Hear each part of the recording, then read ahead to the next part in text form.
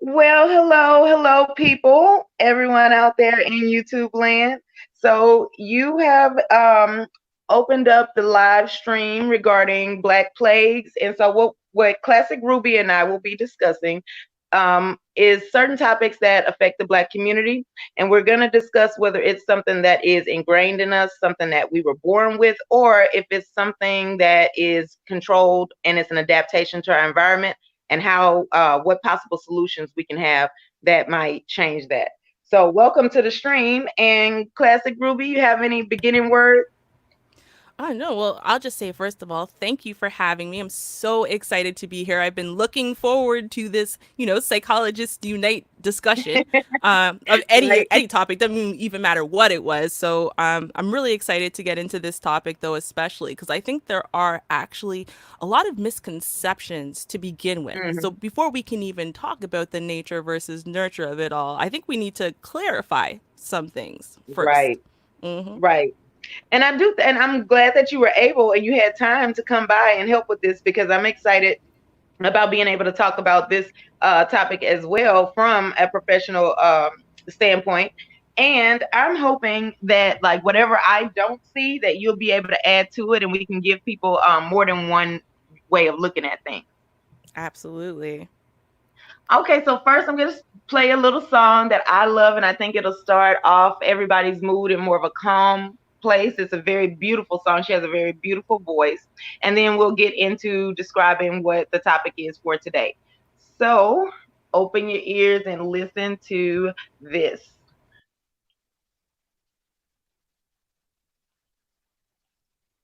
Oh.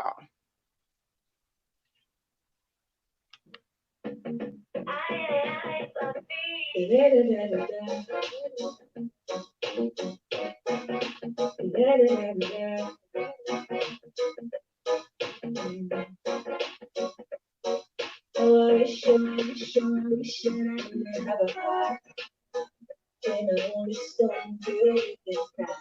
I didn't have a heart. Oh, I wish, I wish, I wish that I could have a heart and only stone filled with this time. I didn't have a heart. I wish I only had something to make it very hard. And when it comes to love, the thing I really gotta realize that you don't love, and I don't love. So tell me who the love and nobody won't show. And if I have to tell you all the things I got to say, I know I tried to talk, but you didn't want to walk away. See, I gotta stay, but do you want to stay? I wish I didn't have to, didn't have to do it. Oh, sure, sure, sure. I didn't have a heart. I didn't have a heart. I only saw you this I didn't have a heart. Oh, sure, sure, sure. I didn't have a heart. I only saw you this I didn't have a heart. See, I don't know why they think I love this time. But now to be like any kind of press rewind. Yeah, yeah. Is it the kind of thing that you can do? Today, today, today, today, today, today. You do the thing you do each and every day. See, I can understand you why you trip me this way. Why does love have to be this way? Tell me I wanna go we can't wait for you. Your love that makes me happy, that make me hate to you. Wait, I pray for you. Now wait till I do. This style is my beat you. Oh, sure, sure, sure. I could have a heart. Then I only saw you this night. I really have a heart. Oh, sure, sure, sure. I really have a heart. I only saw you this night. I really have a heart. Oh,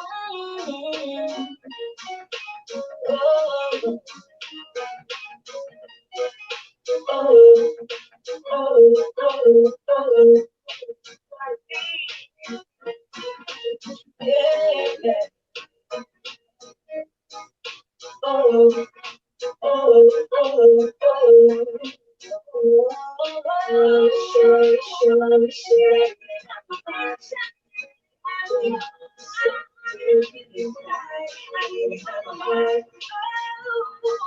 Oh, sure, sure, sure.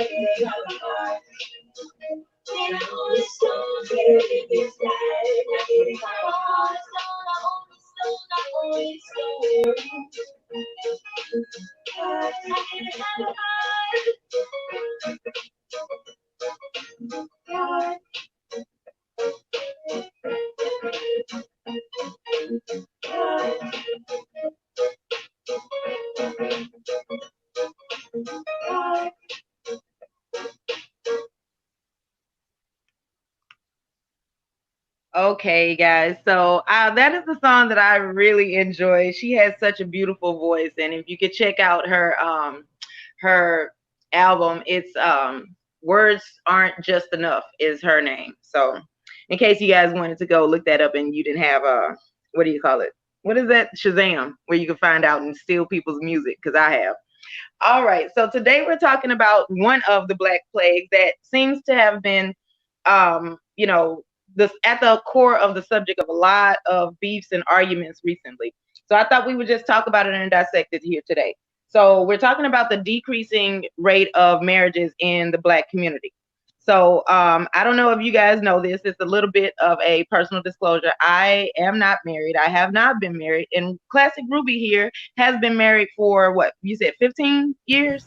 No. We were only got married in 2016, but we've been together for 11, almost 12. Okay. Yeah. I know it was like a two-digit number a long time, right? It is very, very long So time. Yes. we can talk about what was been the barrier for me, and then also how did you how you were able to achieve such a wonderful status, because I do promote marriage in the Black community.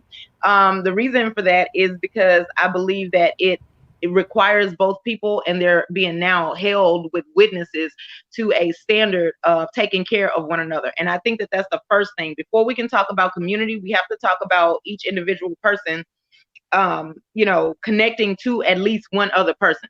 The reason why marriages True. are important is because these are people that you are not blood related to. This is someone you chose, and you're waking up hopefully every day making the choice again to recommit and to stay together and to not hurt this person, to take care of them and love them like yourself until you are melded and actually become one.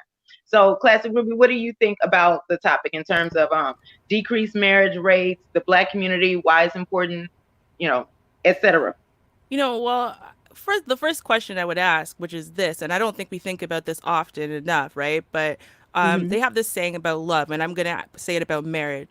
Is it better to have married and divorced than never to have married at all?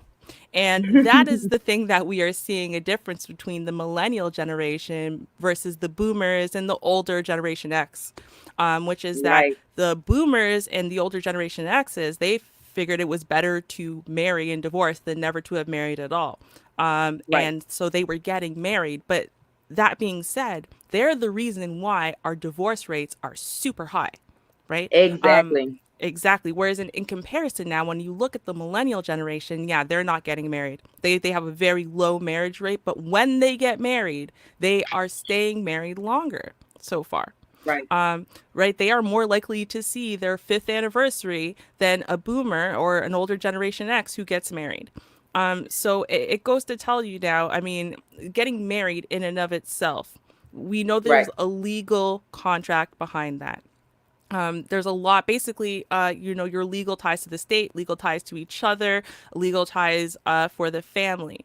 And And I there's think, witnesses. The thing that I think stands out the most is that there are witnesses. So it's like neither person is being told that they were crazy to believe in the person. It gives you a reason or an allowance to be able to commit to this person outside of yourself. We all saw mhm. it. We all can say, no, you did the right thing. With that being said, though, and I don't know about you, but I have definitely been at some weddings or heard of some marriages where no, everyone still thought you were crazy for marrying this dude or marrying that chick, But yeah, I right? mean, that's So, what it was supposed to be.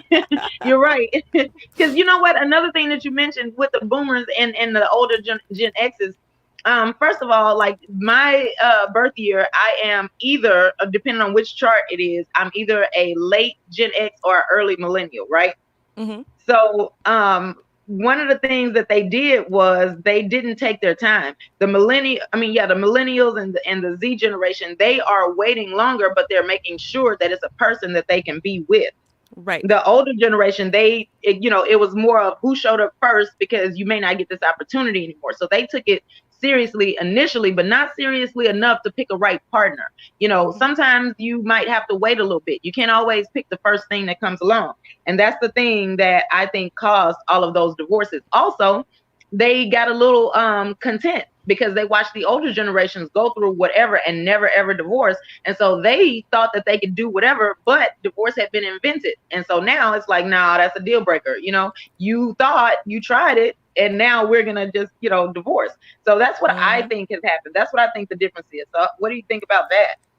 You know what? I mean, I wouldn't disagree with that. I think there are a bunch of different factors, and that's definitely one of them. I think you would add on, though, the fact that, first of all, with the millennial generation, is they don't have to get married to do the exact same things and be socially acceptable. So they can still cohabitate with their mate, have many children with their mate, be legally recognized in some cases as being married, right, just from living with each other for long enough, and build families without ever tying the knot. So Right. whereas in before, if you wanted that, if you wanted a social support system that you were living, you weren't just a bachelor, you had a live-in person who wasn't just considered a lover, but is taken seriously, and you're building a family with that person and having several children with that person and before you had to get married to do that. Now you don't. So people Right. are feeling like, you know what? Well, I can just test this out. And I think another thing is people don't like what the state has done when it comes to breaking up marriages, Oh and that is yeah. to say, right? They don't like that it's under someone else's control. When we break up, what's going to happen? Right. And so I think they would rather not take that risk in some cases. They'd rather say, well, you know what? If we break up, because relationships break up, marriages break up at a huge rate. So you know what? Well, let's just stay together. We build a family. If we get tired of each other, we fall out of love. Hey, listen, we just break up the family, and I don't owe you three-quarters of my life for the rest of my life, all my money, and blah blah blah, and none of that. And I think a lot of Right. people are kind of waiting for longer for that reason too. And another thing, I can't remember the source. Like if anybody is just overly concerned about the source where I got this next sentence from, just let me know and I'll post it in the comments later. But when they do get married, they're also taking a more advantage of all of the things that are meant up front, like prenup agreements. They are cohabitating before marriage because in the past, it was called shacking up, and people thought that that was just the worst thing ever. Don't ever do that, right? But now, they are the generation that says, you know what? Well, we think it's necessary. We're going to try it out first. We're also going to get a prenup. Both parties, the man and the woman, are now are telling each other that they both need to bring something into the marriage in terms of an asset for them to even consider marrying one another. They're looking at each other's debt. They're asking about the credit reports. They're being more cautious as well. And I think that that's what's making them wait so long, is because a lot of people don't meet the criteria, or either they do for each other, but they both want to now wait until they get more stable if they're going to take the relationship serious. So I think that they're more in their brain instead of just leading with their heart. Yeah. And I think, I mean, realistically, it's an intelligent thing to do. Now, some people might disagree with me, but it's an intelligent thing to do because you can get everything else except for that legal contract Right. from getting married. So if you're gonna do that, then you should be like, would you just go into business with someone without thinking it through? Without really analyzing your business partner, what they're about, how they move, how they handle every aspect of their lives to try to judge whether or not this is going to be beneficial for you?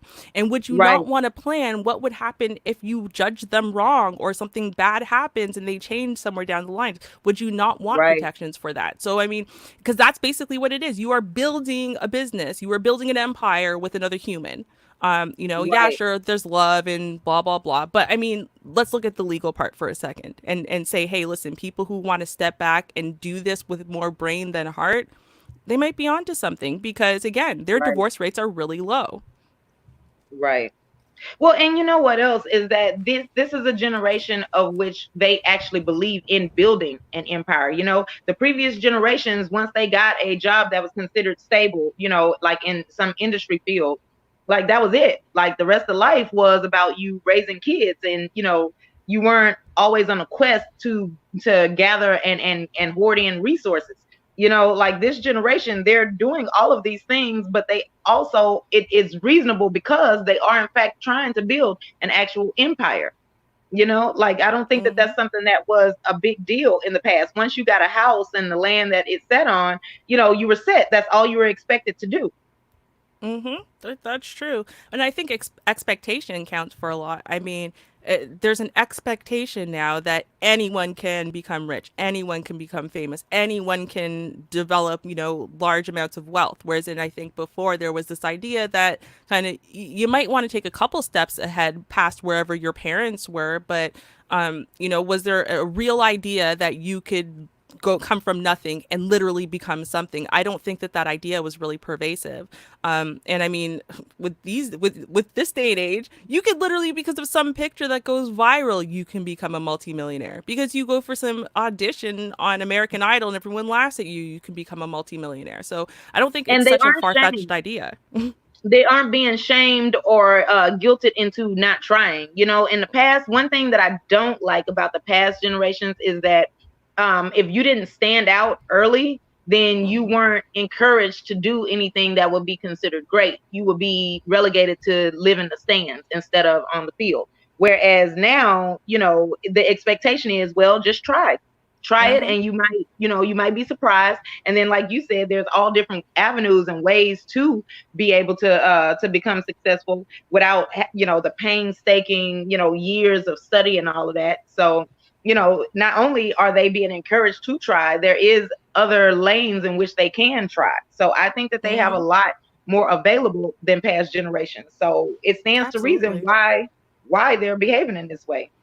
Oh yeah, absolutely. And I mean, I I for one think am proud of these generations. I'm proud of the the millennials and the Z generation. I love them. I like their attitude. I want them to calm down a little bit and listen sometimes, but I love the energy. I love the creativity, the drive, at least the dreaming. I love the dreaming. I'm glad that we have kids that are back to dreaming of things. These are our creative people. These are our artists, our inventors, and I don't want us to squelch that. So that's one thing that I try to talk to people about is don't squelch their dreams. Let them just have that. We might be surprised. It might be something we need that comes out of it. Here's my thing. I don't disagree, but a dream without direction is just a daydream, and daydreams don't accomplish anything. And what I've noticed a lot about, and honestly, it's more the Zennial generation. So this generation, you're probably in it too, because you said you're right on that borderline of people who were born into Generation X values and training, and then midway through your development, before you became an adult, boom, there was this technological era, and nothing that you were taught was worthwhile, and no one knew how to guide you. I graduated, right before, like the end of my teenage years. It's like, now you got to learn all of this because, I know you're graduating next year, but we're going to do everything on computer starting out. Exactly, right? And so when I look at that and I'm like, okay, well, on one side, that's why I kind of applaud the millennials, because everyone prior to this Zennial millennial generation, right? They kind of had a structure they were being born into. So even their creativity was directed in some way, right? There was someone managing you. There was someone who was telling you what the rules of life in the game were, and they could give you valid direction.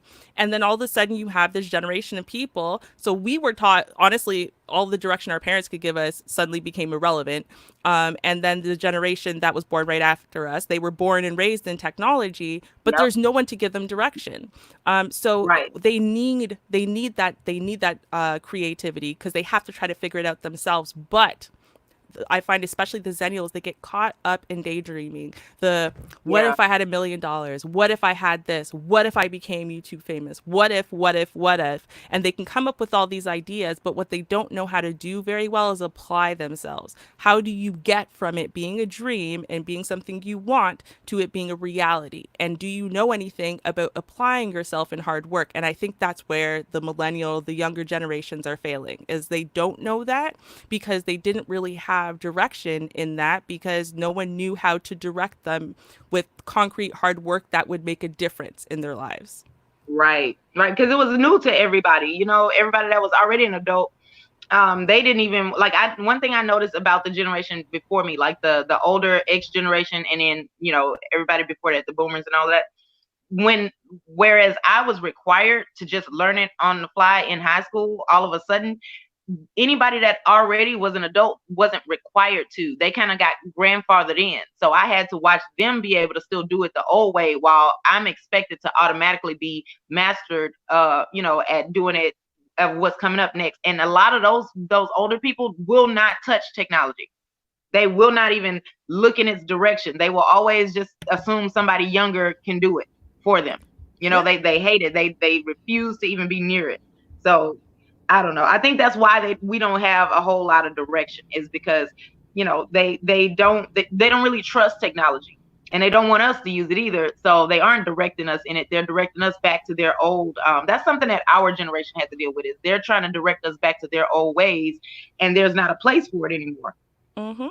Well, yeah, and I mean that's very problematic when you have people who are becoming very, very rich off of things like, say, Bitcoin. But I was, taught a healthy fear and distrust of, things like Bitcoin, let Right. alone going so far as to invest hundreds or thousands of dollars into something like Bitcoin. So, there's that thing where it's like, well, you have to have basically blind faith and trust in technology in order for you to want to engage in it. Here's part of the other Right. problem, though, is when we start engaging in technology, then what happens? Suddenly there's a hack, right? So Yep.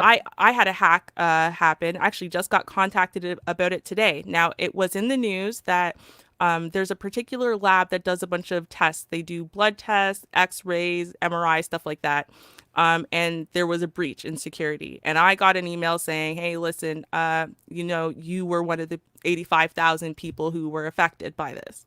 Oh, great. So now because I decided to use your technology, and you Hmm. decided to put my stuff on technology, now someone has access to my health card number, my, this, my that, my health information. Like, that's terrifying thought. And then that's what makes you feel so insecure about technology, is that every time you start trusting it, something comes out and tells you, oh my God, see, my parents were right. I never should have trusted this to begin with, right? Absolutely. But and then you're not allowed to opt out of it either. So the thing that happened over my adult period was we were required to, like you said, to utilize and be part of the technology. Then we got hacked. And then now we have to go through whatever inconvenience it is to rectify it. But you're still not allowed to opt out of it. You're told that, oh, well, this is normal and we'll fix it. Don't worry about it. We'll get around to making your life whole, but just stay with us until we perfect it. And then now we're being told it's never going to be perfected because, there are people that can hack into stuff.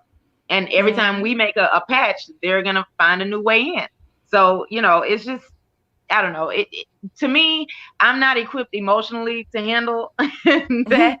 Just like being told that yes, people are gonna have access to you. And when you think about it, like in terms of even social media, even when it's not a huge important thing, right? Um, people still are able to hack into your social media. People are still able to hack into just your emails and your passwords. There's no privacy. So, we live in also an age where everything is just put out there on Front Street. Why even Mm-hmm. have privacy? Somebody can figure it out anyway. Right. And I So mean, it's just there's also that idea, though, that everyone feels entitled to everyone else's information while simultaneously thinking that they deserve their own privacy.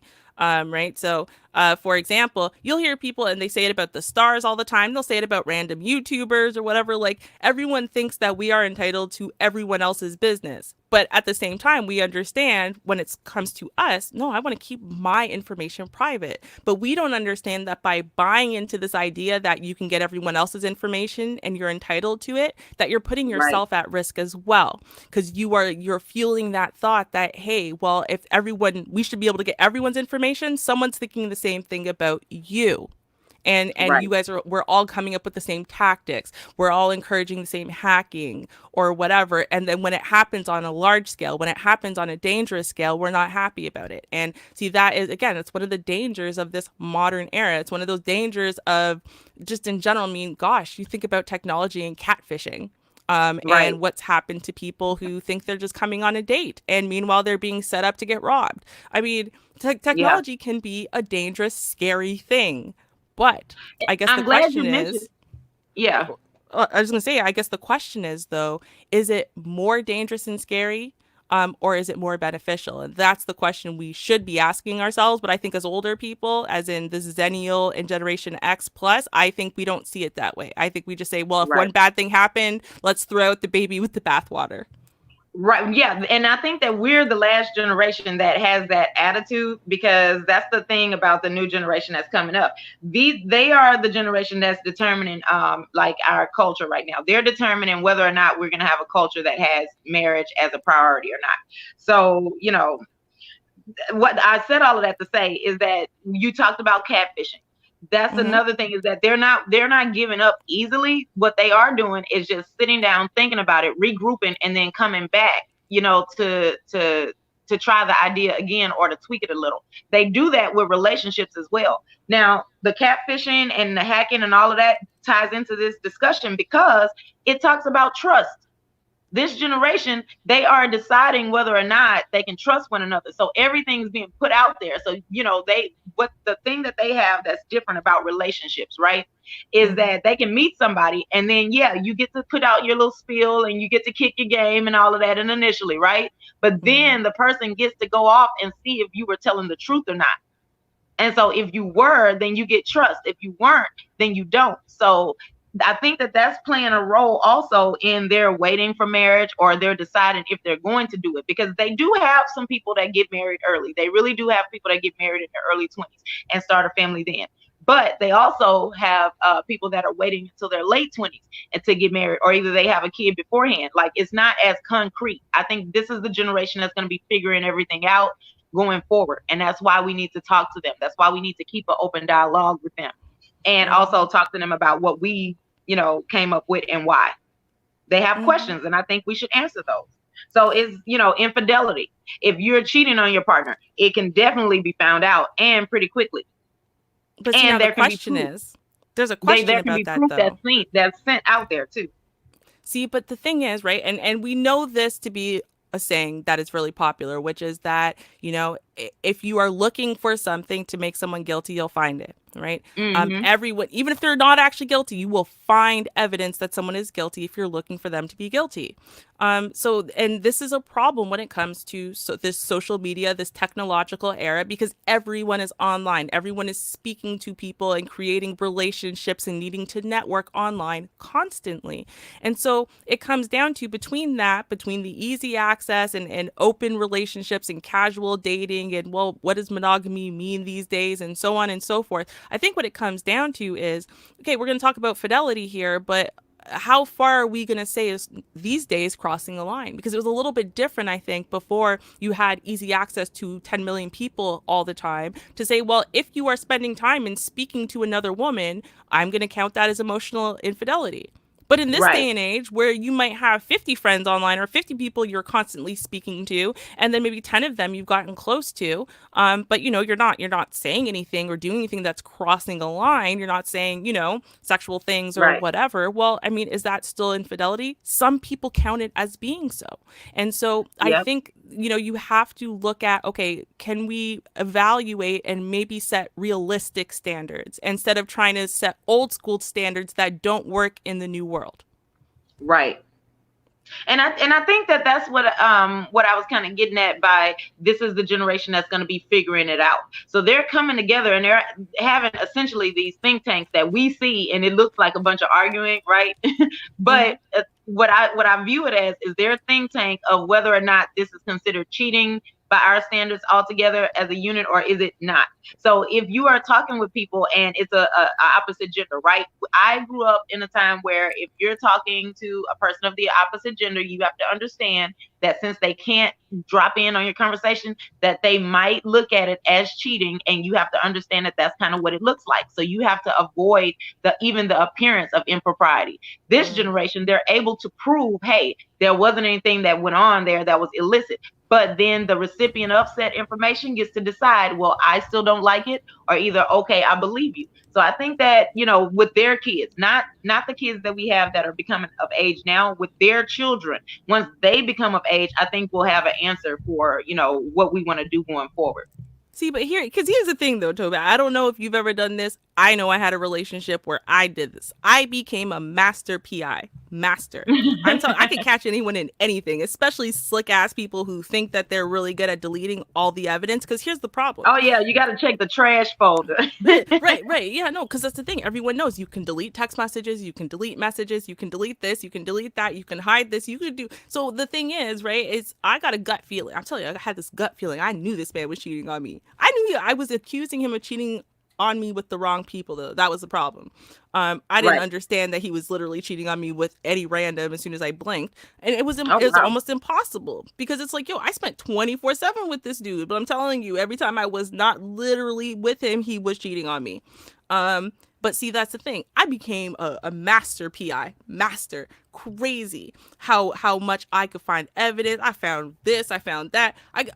But see, that's the thing. I drove myself crazy doing it, right? So Yep. I would never suggest any woman does this. So see, my lesson from all of that is not to teach you how to become a better PI, to stalk your man if you think he's cheating. My lesson in it would be, listen, one way or the other, I didn't get evidence that he was cheating and an admission and proof and all of that until at the end of 5 years of being with this man, because the girl he broke up with, because we were doing really well at that point and he wanted to focus just on me and he was thinking I'm the one, he's going to marry me, and he broke up with her. She was a crazy ex-girlfriend. He knew she was crazy, and this chick called me within 30 minutes of that and told me everything he's ever done. Oh, um yeah, I was just snitch. sitting on the phone next to him too. Yeah, he can pick me up from school. I was just sitting on the phone next to him, and she's sitting there going, "Yeah, blah blah blah." She's just outlining everything. She said, "Listen, in order for him to sleep with me again, I told him he has to tell me all the ways he's cheated on you." And he told me everything. So I'm gonna tell you what he did. And she just outlined it, right? Now here's the thing. Wow. I'm crazy, right? Now here's what I learned from that. If you got that gut feeling and you think someone is making you feel crazy, Right. crazy. And I'm telling you, you're not this person. You're not the person who's the jealous, crazy person, but you feel insane. And you know in your heart and soul someone's cheating on you. This is what you need to do. You need to sit down with yourself and not go find some evidence. What you need to do is you need to decide, are you okay being in a relationship with someone who is sleeping with a bunch of other people? Yes or no? If you are Right. not, end the relationship. If you are, learn how to come to acceptance and move forward and turn a blind eye, because those are the only two things you can do. Because with this technological era, I'm guaranteeing you, you're not going to be able to catch the man until it gets deep in there, 5, 6, 7 years later, marriage, kids, whatever it is, right? So see, now that's the lesson I would pass on. I learned one lesson as far as technology and relationships, right? Now I'm going to pass that on. But you know what these young kids do is when I say that, they go, well, that's just because you're old and you don't know. See, I know because I could do this and Oh I yeah. could do that, right? And see, we have an issue. I know I'm not that old, but I know we have an issue right now with the youngins wanting to hear what older people have to say about anything, because they feel like, for real, y'all don't know shit. And to an extent, they're right. When it comes to certain things, my sister was the one teaching me some stuff. She's 10 years younger than me. But that doesn't mean that I don't have age and wisdom over her, to an extent that I can use the new school technology she teaches me, with this old school kind of wisdom, and putting it together and saying, hey, listen, this is what I learned. Trust me, I did it. Listen to me so you don't have to. Right. And Right. so why do you think the millennials, though, and the Generation Zs don't want to listen to, say, the Generation X's? Well, that's because some things never change. The whole point of us being at least I'm gonna be very liberal here, but at the very least 15 years older than our children, and that's if you get started early, right? The reason for that is so that we can have two different perspectives. So some things are never going to change. We aren't there in the trenches with them, and they weren't there shooting in the gym with us. So there's going to be some things that they cannot accept from us, and vice versa, right? So Mm-hmm. with that being said, I have to call my kids and ask them stuff like, hey, what does this mean? Or how do you fix this? And they make fun of me, they roast me while they're doing it or whatever. I don't care, because whatever, they'll be all right. But as long as they do it, I don't care. Mm-hmm. But to answer your other question about relationships, now here's the funny thing about me. I I've only had one specific instance in which I looked for anything. And the reason for that is because I always felt the distance. I am a person in a relationship where I feel like if we're together and we're, gonna be together and we're, melding as one or what have you, I don't go looking for stuff because once I feel the distance, that is a problem for me. And I'm asking questions right then. We aren't going to get to the point where I have to go and search for things or anything like that. Because if I don't have what I'm needing at the moment, we aren't going to keep going forward, whether you're cheating or not. Because sometimes it's not a woman. Yes. Sometimes Yes. it's just something else in life, but we can Yes. either talk that out or we can't. Now, there is one instance where I did call a chick out of the phone. And the Mhm. reason for that is because I was ready for him to go anyway. And every time I felt like, okay, well, I would literally get proof that he wasn't cheating with that specific person. So I was like, no, I know he's up to something. And turns out he was. I just didn't call the right Right woman one. in his Yep. phone. So he had, but this is the thing. He was on his way out anyway. I needed him to go because he was just irritating. He's just an Mhm. irritating person. I can't meld with him. He needed to go. So I just needed the proof for him to go. Now, what has happened is that the other woman that they were cheating with me on, and for whatever reason, every time a guy cheats on me, it's always with some chick that like is just so loud and boisterous, and she is 2 seconds away from selling box, like it's always that same attitude of a chick that they cheat on me with, right? Mhm. So they these are the type of women that call other women. I don't call another woman. I know all I need to know to get him out of my face. So Mhm. that is just my personality. I'm not like shaming anybody that does that, because if you got a question and you got a gut feeling and you want the proof, cool. Do what you need to do. I'm not telling anybody to live their life like me. It's just that is way less fun than what I had planned. So, Mm. Mm. I So, you so to know, answer that question. and now my question is, because I'm wondering now, right? Because you're saying, okay, well, you've never been married, right? I've been with this man since I got it with him what in my 20s, early 20s. So I guess my question would be now, because see, I'm gonna say an old school mentality about things. Mhm. Whereas for example, like to me, it's just like, yeah, you just find someone at 18, you get married and have lots of babies. I was actually okay with that. I didn't find anyone else who was okay with that. I found people who are more on the millennial scale, whereas you wait until you are more secure, more settled, more financially ready, and then you get married. Those are the people I kept finding. Wasn't happy with that concept, but all right, you gotta wait. Now, what I noticed though with me, right? So I had this thing where to me it was openness and honesty above all else. So if you could Right. be I honest want to with know me, before anybody else tells me. thank Just you. tell me. I'll be PR. I'll be public relations, but I do not like surprises from other people. Thank you. No one in the world should know more about my man than I do. That was my thing. Right. So if some chick out there knows that she gave you head or something, I'm telling you, if you told me about it and I didn't have to find out from the way she looked at me and looked at you or some stupid shit or as long as when it happened, I'd be like, yeah, I know he used you, dummy. And then I'm walking away from that and I could feel, like again, I was okay with that.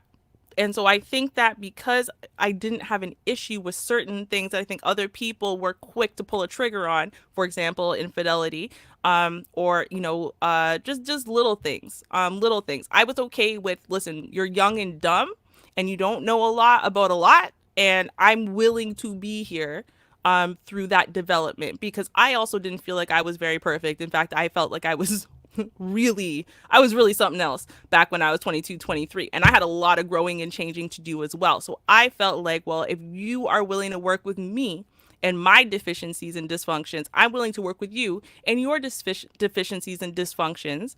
And as we grow up, right? That's the way I saw it. I saw it as, as we grow up, not so much like as in this is how life is going to be forever, but I got to grow, I got to change, I got to be different. This is not who I want to be at the end of the day. And I did a lot of growing and changing and whatever, right?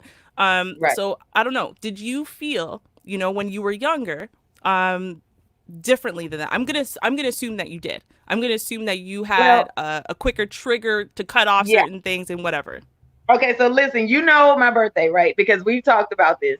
Like Leos, y'all are the social butterflies. Y'all got all this forgiveness or whatever. Now, first of all, we know what birthday I have, right? We understand that, right? No. So I will say this: in my early adulthood, I am gonna go ahead and say I was hellfire. But right, I've never had like I don't know. Men loved it. Like they enjoyed it. Like in my early years, I was in college. I had a young kid. There was always a guy somewhere willing to bankroll something. I never had any problem, with the men. The thing is, I would get rid of them because if they're doing all of these wonderful things, taking care of me, providing, even with the ring or without, my thing is, why would you cheat? Mm, What mm. is that? And then you cheat with somebody that you're not doing anything for. So now you put this, like, I wasn't gonna mess over you. I was gonna be like the good woman that you're taking care of, but then you cheat when then you didn't even take care of her, and she's still willing to be there calling me, trying to make my life a living hell. Like, so I'm gonna say I was bad in my early young adulthood. I had no problem getting rid of them. They had to go. I was cutting them off. They had to go. So I didn't put up with a whole lot because there was always, like, how hard it was. Like, it was hard for me to remain single for very long. So I'm not saying all of that to try to, like, act like I wasn't ever hurt about it. I mean, it was sad that I had to get, to end a relationship. But what I am saying is that why couldn't they just act right? I don't share. I don't play well with others. I don't do good on sports. But why So, couldn't they just act right? It's so true. Honestly, listen, I don't disagree with that mentality though, right? I'd be sitting there saying like, why can't you just act right? Why can't you just this? right. Why can't you? It's not easy, right? And that's what, see, now my husband used to say that to me a lot when we were younger. Well, it's easy for you. No, it's not easy for me. I'm just making a serious conscious effort. Listen, it is so hard for me to communicate feelings because I don't function in feelings. I function in thoughts. So Oh, my feelings are all out there. They're like, it's out there. I mean, if I got a feeling, you gonna know. Like, I can't even hide it if I tried. see, And I and am not even sorry. I'm not sorry either. I'm so dramatic. I'm not sorry. I'm extra, but it's interesting and it's fun. See, and I wish to an extent, right, that I had a little bit more, I'm going to say, emotionality, because I don't. I really do. Even my feelings, I tend to think my feelings long before I'm feeling them. And Mm. so it becomes very difficult then for me to function on an emotional level. So when something emotionally is troubling me or bothering me or hurting me, I'm not good at communicating it. I'm much better at, like, you need to figure it out. I was one of those people. A, you should just figure it out. B, if you knew me, if you loved me, whatever, you would know what's wrong. I was definitely one of those girls, right? And it took me a while to be able to figure out. I'm still not good at emoting my feelings. I'm not good at putting them out there in a way that you can see them. But I learned that since I'm not going to be able to do that, what I can do is speak them. So I speak my feelings. So I will tell you, I am hurt. I am disappointed. I am this. I am that. Right. And it sounds almost mechanical when I do it, but it's because, again, I'm not really good with being vulnerable. I'm not really good at being in touch with my emotions. So it's actually really hard for me to even just speak my feelings and let you know that I feel vulnerable or hurt or sad or upset or whatever. So that was my struggle. So yeah, honesty and openness wasn't a struggle for me, right? But the saying, hey, you hurt me and I feel vulnerable right now, or hey, I'm so in love with you and you could damage me. And I'm going to be open to that. And that's terrifying. Like, I wasn't good at expressing those things and letting you know. I would rather hide it.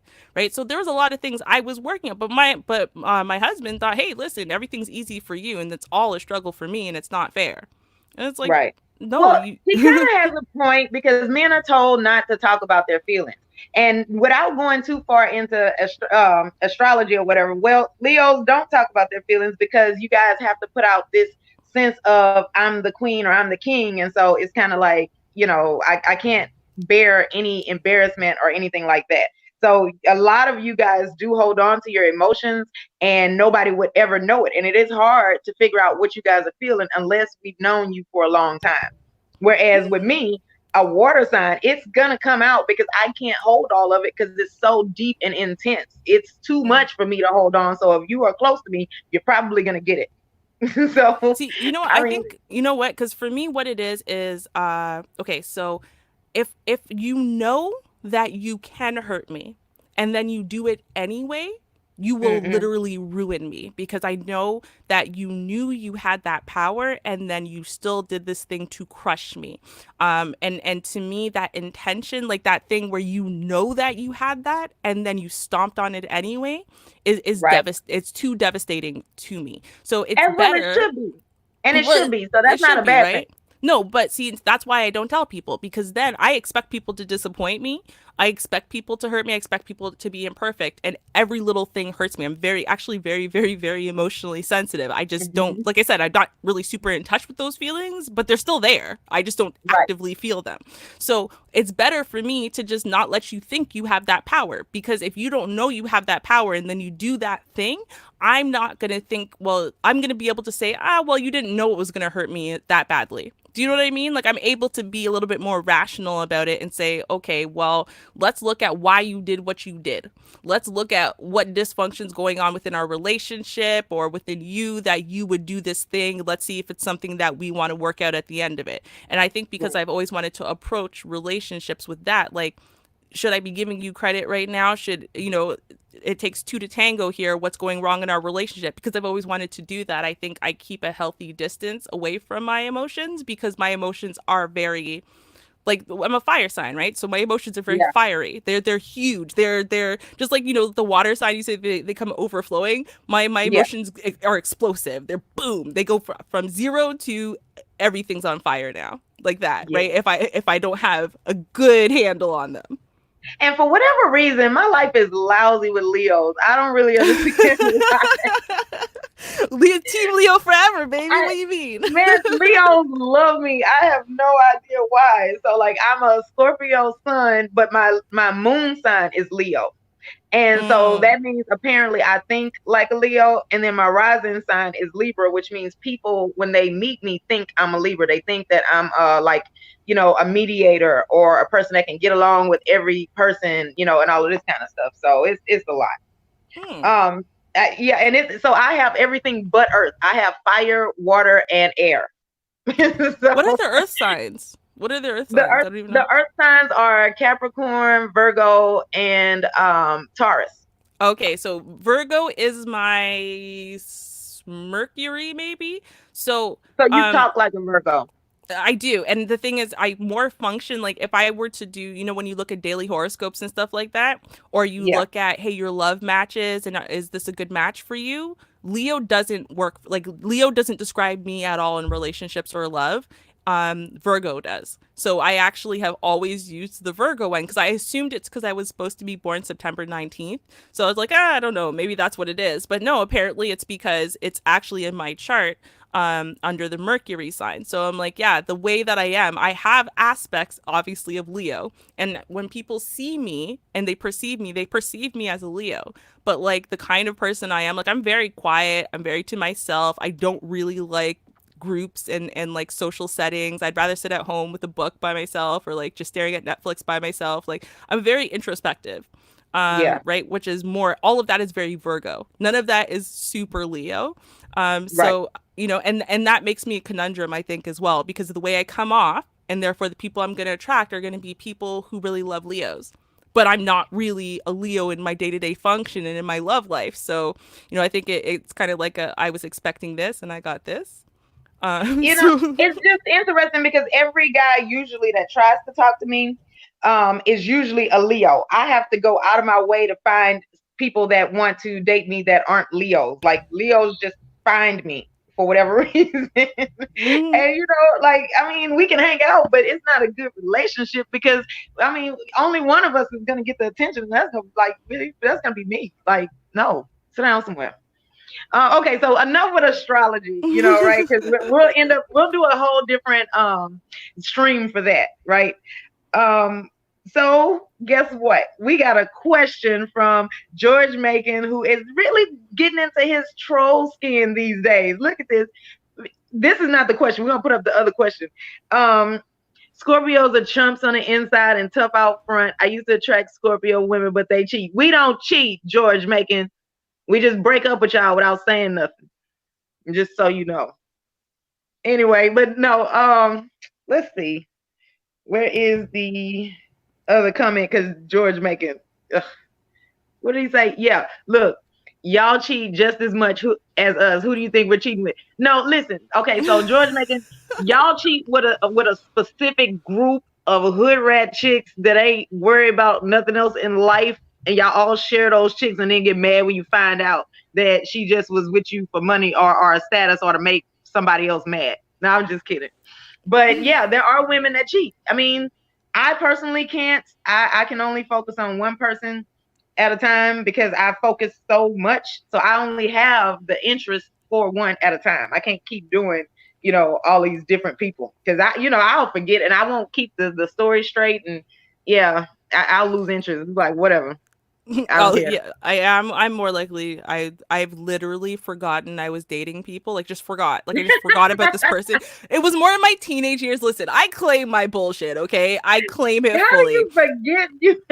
No, I no. No. As a teenager, it was the worst. I want like it happened more than once too, and it would make me feel bad because I remember I was dating this new guy. Right, I was so excited. This is the love of my life guy who ended up cheating on me all the time, but I didn't know for 5 years. Well, I did, but blah blah blah. Anyway, so I'm newly in this relationship. Right, we've been together for like 4 months. I'm so excited about it. Right, and so this guy June calls me and he's like, hey, and I'm like, oh hey, happy New Year. It's like January, right? I'm like, hey, happy New Year. How you doing? And he's like, I'm good. How have you been? Oh, I've been really great. I've been blah, blah, blah, just telling him about my life. And he's like, and then I told him about the new guy I met, how I'm excited about it and whatever. And he's like, oh, so we're not together anymore then? I'm like, didn't, oh, damn. We were dating. No, because I, like, in my head, I was single. Like, I was Right. single when I forgot I had started dating him. Like, it's not like he was my boyfriend. We put a title up. I forgot I had started dating him. You know what I mean? So it was kind of like, oh, right. Well, I haven't spoken to you in like 3-4 months. Well, I thought you were busy. Listen, You thought your you girl go, was busy for 4 months, and you like, yeah. bro, like, what happened? Like, Yeah, man. Listen, if you let me forget that you exist, I mean, like, don't just call me yeah. out of the blue. Somebody, hey, what happened? Like, you need to, because I guess what? Because you're not gonna just like I'm gonna call it. If I haven't heard from you in a while and I think about it, I'm gonna, hey, what's up? But so if you get to the point where I've forgotten about you, do not call me talking about, hey, what happened? Because what happened is your position was filled. It's like find something else to do. Right, I'm not trying to be mean or anything, but dude, it's not like I was ignoring his phone calls all the time. This is the Right. first call that came into my phone from this man in 4 months. Well, and you I'm know what? And sorry. Like, with all of this being said, these are the things that contribute to like marriage rates. Because if like, this is the thing, if I gotta always like deal with a guy this is why I can't marry a cheater, right? Is because I need a lot and I share a lot and I give a lot. So if you're with somebody else, it means that you were leaving me out for something that was important to me. You missed something that I was doing that I would have wanted you there. So that's going to be painful. So you have to now go. All of the things that you did before, like you have to at some point be lying to me about where you are or who you're with. Because with me, I'm going to just put it out there. I do not like having to share a significant other, right? So if there is another, like, and I'm not talking about like friends, family, stuff like that. I mean, like just another person that you're dating, right?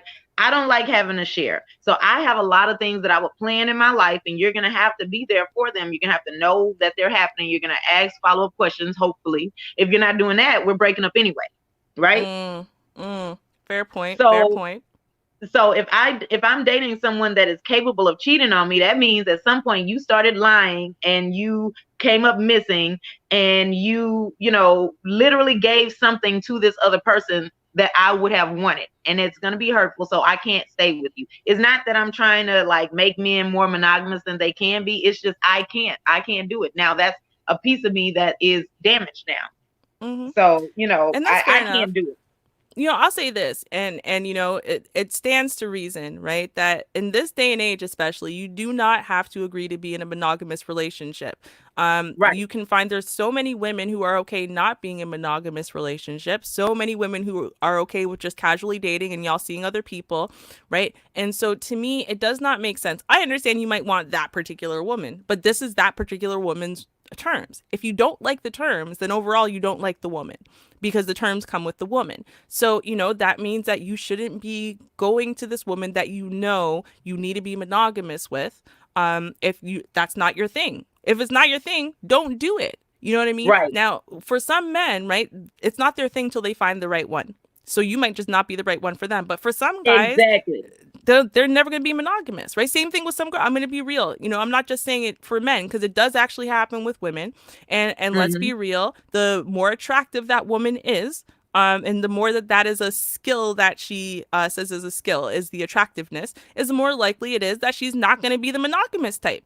And so don't Right. lie. Don't say that you are a one man kind of woman when really you are the whatever gets me what I want today kind of woman. You know what I mean? Like, it's like just claim what you are and allow people to then choose. Because you might actually find that there'd be some women who left you because you lied, not because you cheated. If you Right. had just said, "Listen, I don't want to do this whole, monogamous thing or whatever," she might have set terms like, "All right, well, you got to let me know," kind of thing or whatever. Be open about who you've been with and blah blah blah. But otherwise, all right, and that might have actually gone really well for you because a lot of people, the problem is the betrayal. Right now, you said Right. no. Part of your problem is the sharing too. All right, cool. But for a Well, lot of people, because it's betrayal, yeah, right? yeah, exactly. Because this is the thing. If you're getting this woman to that knows, like, because this is the thing, they always seem to know that I exist, but I don't know about them, right? So if you're getting this woman to wait in the wings until you can get a free moment from me, which is hard, I'm gonna just say that, right? Then you're telling her something about me to where she's willing to just hold on a second and wait. Mm-hmm. Now, whether Mm-hmm. you're telling her the truth or not, I don't know. But the point is, you had to say something that what is it that would convince another woman that, hey, it's best if you just wait and I'm almost finished, just hold on, or either it's okay to take time away from this woman. You put in like a wedge in between me and this woman and the sisterhood. So therefore, oh hey, Epic, welcome. I'm gonna rinse you up in a second. Just hold on once because I don't want to get out of the stream and then get knocked off. So don't worry, I got you covered. Um, so I like for me, you whatever it is that you said over there during the pillow talking, because men never cheat silently. They don't ever cheat and shut up at the same time. So you're over there saying they're doing something. So that's the thing that it doesn't even matter. Like just know. Mm-hmm. Though, I don't know. At least in my experience, I know a lot of people who cheat silently. I'm gonna be real. No, I do. But you know what? I think again, it comes down to the life that you want, the lifestyle you want to live, and to me, it comes down to claiming what you are and what you're about. Right? It's the same Hmm. reason why I'm scared of people who are on the down low. It's not because I am inherently against, let's say, bisexual men. It's not because I'm inherently against some guy who did date or sleep with a guy at some point. That's not what it is. What I don't like are people who are not honest with themselves about their intentions and what they want and what they're trying to do. Because that's the Right. kind of person who's going to wait till they are wasted to go make a decision. And of course, because they can't plan in advance for that decision, they can't bring condoms, they can't this, they can't that. So they're now going to go have risky sex and then come back to you and pretend it never happened, which is then putting you at the same risk that they're at. That's to me what my Right. issue is, right? And this is where it comes down to the honesty and integrity, openness. And And going that's back a to the rip marriage off idea, because at least you got the good feeling and you bringing back stuff. I ain't even get that, and I just got to still be trapped in this, right? disease with your ass. That's annoying. Like, Right. no, hell no. Thank you. Thank you. And see, and I think, going back to the whole, concept of what's going on with marriage, I think that is another thing. It comes down to people are saying, I don't know what I'm getting myself into because I don't trust anybody. Everything is too accessible. It's too easy to Right. lie. It's too easy to access things that before people weren't able to do. You would have had to really work hard for you to cheat before. Now you don't have to work hard. There's a million apps. You can swipe right and go meet someone in a bar on your way home from work and just be 20 minutes late from work and just say there was a traffic accident and boom. Right. So I think people are scared of that lifelong commitment, because, you don't know what you're getting yourself into. You don't know how much you can really trust people. And honestly, there's too much access to whatever's on the other side, as in the grass is greener. Well, and this is my thing. It's just, I can't let somebody touch me if I don't know anything about them. So I don't understand how that is done, because there is, like, I want to talk about like the hookup culture. That's another one of the topics that we'll do in terms of the Black plagues or whatever, this hookup culture and why it happens, right? So that's a different stream that I have planned. But I don't get how that's possible. I don't like certain people I know touching me. So therefore, a stranger that I just swiped right on 5 minutes ago, there's nobody that is fine enough for me to feel like, yeah, it's worth it. YOLO. I'm not there yet. I'm sorry. Maybe I'm approved, but I can't do it. So with that, I can't date somebody that would do that. George is really just getting into his trolling these days. He's just gonna start 2020 off, just hitting the ground running, right? We don't cheat. We just explore uncharted waters. Humanitarians, really. So you handing out penises as a PSA, really? Right? Like, and see, I can't even hate on George because, Team Leo forever. You can't hate on your fellow Leos. Whatever. So I can't say nothing. I'm sorry. Whatever. I can't believe you. I can't. Don't co-sign this. Now, George needs to sign. Now, how am I supposed to see George as a leader in the community? He over here talking about cheating on people and like helping people through the pain. Like, really?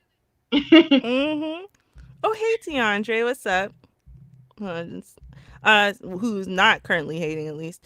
So I mean, there's always that. But see, that's another man who is, in our kind of cut of the generation, and he's married, right? Yeah.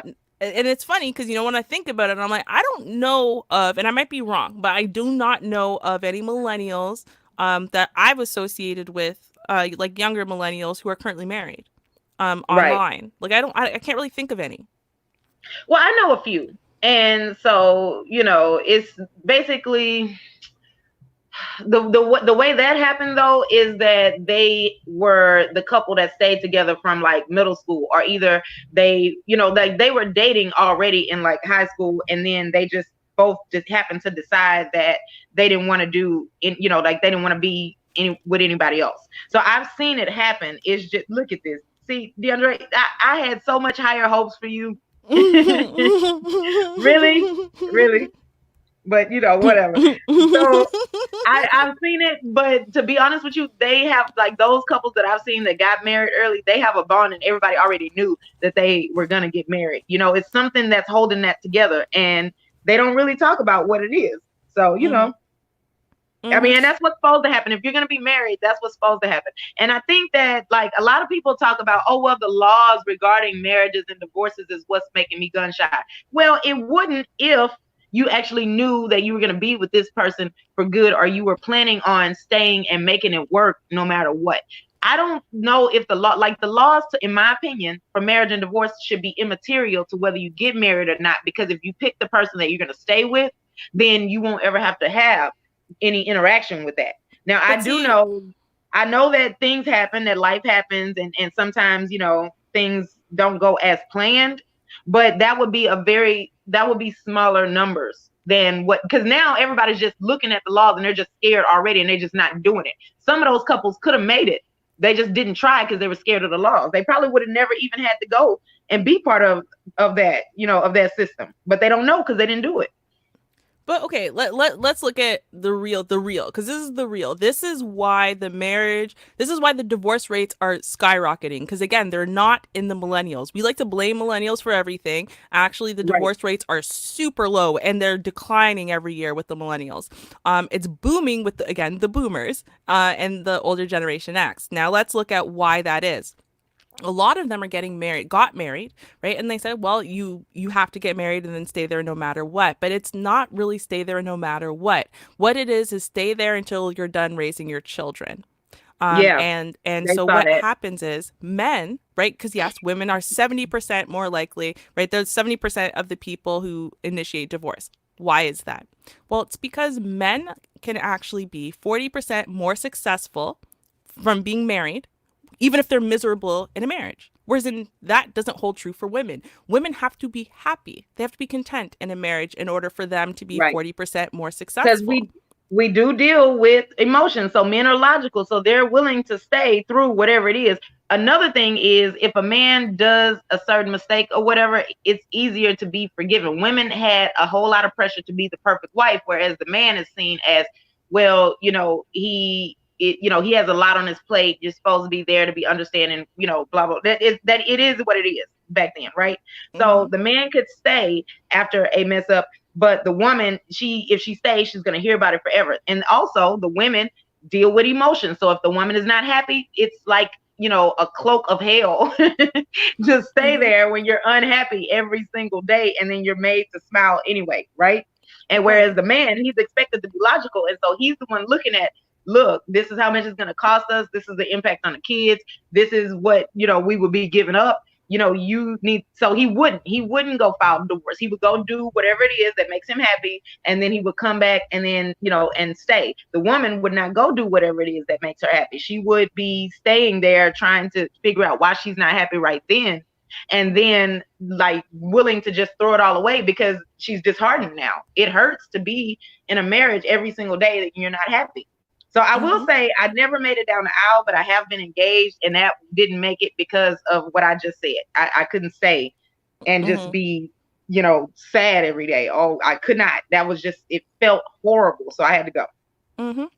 And people have to remember, right? Women are reactive, right? So they react because of the emotions. So what happens is, right, when you have a household, right, if you have that mentality where you stay no matter what, and you're gonna make this work, and blah blah blah, right? Women know two things. First of all, they care very deeply about the health and stability of their children, right? And Hmm. B, what they do know also is that they can entirely absorb themselves into those children, and that can be Hmm. enough for now. And so that's what they do. So that's what you Enough for find. them, but not for the husband. So what happens then is it would be enough for them to stay, but the husband is going to feel that distance, and then it doesn't last anyway.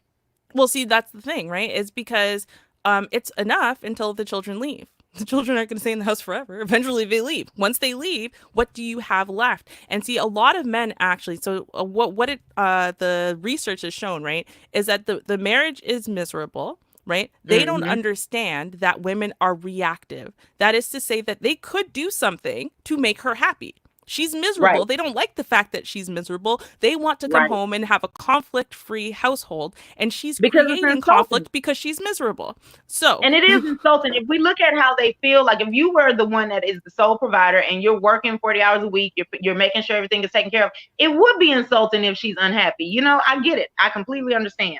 The mm-hmm, problem is that they have to be, like, the same way the woman should see that that's insulting, they have to be willing to say, okay, I can see why she might be sad and not take it personal. But there, in the past, there was nothing to stop them from taking it personal. They were the one that was the most important in the household. mm-hmm.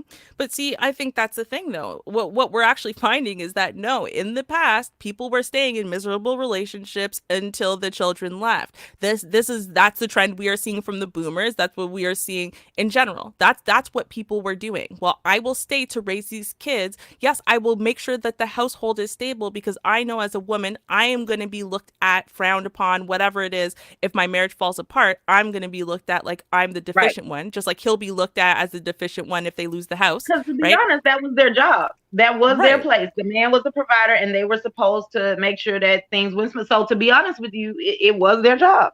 Hmm. But see, the thing is that once your children go away, that's not your job anymore because your children are Right. gone. You're done raising them. So now your job is to be a wife. But if you don't have a relationship with your husband because you guys have been very busy with your jobs as basically parents, or you didn't make your marriage part of your responsibilities, the relationship between the two of you, the connection between the two of you, you didn't make that part of your job and part of your responsibilities, then once the children go, where is your motivation? right? Where Right. is your fulfillment? Where is your Right. happiness? You have literally nothing to cling to. And to be honest, you guys have gotten into a rut where your husband comes home from work, he's tired, he goes to some other room, he reads, and you're sitting there twiddling your thumbs by yourself. Or what? Yeah, because then you realize how much you don't have in common anymore. Right. You have nothing in common, and even if you did, who knows? Because you don't talk to each other, right? Right. And Right. this is how So it affairs it it happen. kind of it kind of catapults you right back to the beginning of the marriage. You know, like when you're now just, you know, just meeting essentially. Now you're meeting each other in middle age. It's like, you know, it's the new honeymoon period, I think. And so some marriages don't survive if they didn't put anything in place to be able to weather that. It's like another Mm-hmm. adjustment period. Because to be Mm-hmm. honest with you, if the, like, let's say things were going well, there's still a possibility for you know, problems in the marriage, because if the woman is now sad because the kids are gone, she feels that empty nest syndrome or whatever. Or either the husband now, like, you know, what if he hasn't finished, he's not done with his career or whatever, so now she's at home alone now, you know. So it's still an adjustment period that happens right there, and they have to plan. And a lot of people don't talk about that. They don't talk about how to plan for what happens when the kids are grown. Mm-hmm. Well, I think part of the reason why they don't plan, though, is because no one is teaching them to plan, because what it is relationships where there's connectivity between the husband and wife from the get-go going forward. There's an actual connectivity. There's an actual just general mutual like and respect of one another, regardless of, you know, the ebbs and flows of love and all the other stuff, right? You have that mutual connectedness. Then those people don't need a plan, because ultimately, yes, you know, they might have a little bit of friction, a little bit of, oh, well, I'm not sure what you should do and what I should do and whatever, what are we going to do after retirement, so on and so forth. But the idea that those problems would break them apart would be impossible. Right? Because of Right. course not, because they are so connected. And if anything, their 40 years or 30 years or however long together has brought them closer together. It hasn't brought them further apart. And so, but everyone is fronting like that's the marriage they have when they're within the marriage, right? Because, you know, you got to keep up with the Joneses. You got to put on the happy face and tell everyone in the world that you've got this great marriage that you don't really have, and that you've got this great connection that you don't really have. And so I think the thing And is, because everyone's so busy lying and right. fronting, and there are some people who are really living that life, so they really assume everyone else is living that life with them. Then how are Right. they going to get that direction about, hey, listen, let's make some planning here. Hey, this is how you guys reconnect. Hey, this is what you blah blah blah blah blah. Right? I don't think a lot of people are being honest enough to really fix these things. Right. And that's why I highlighted this comment from King Gedadiah, because he has a lot of great content and insight. I like the fact that a man said this.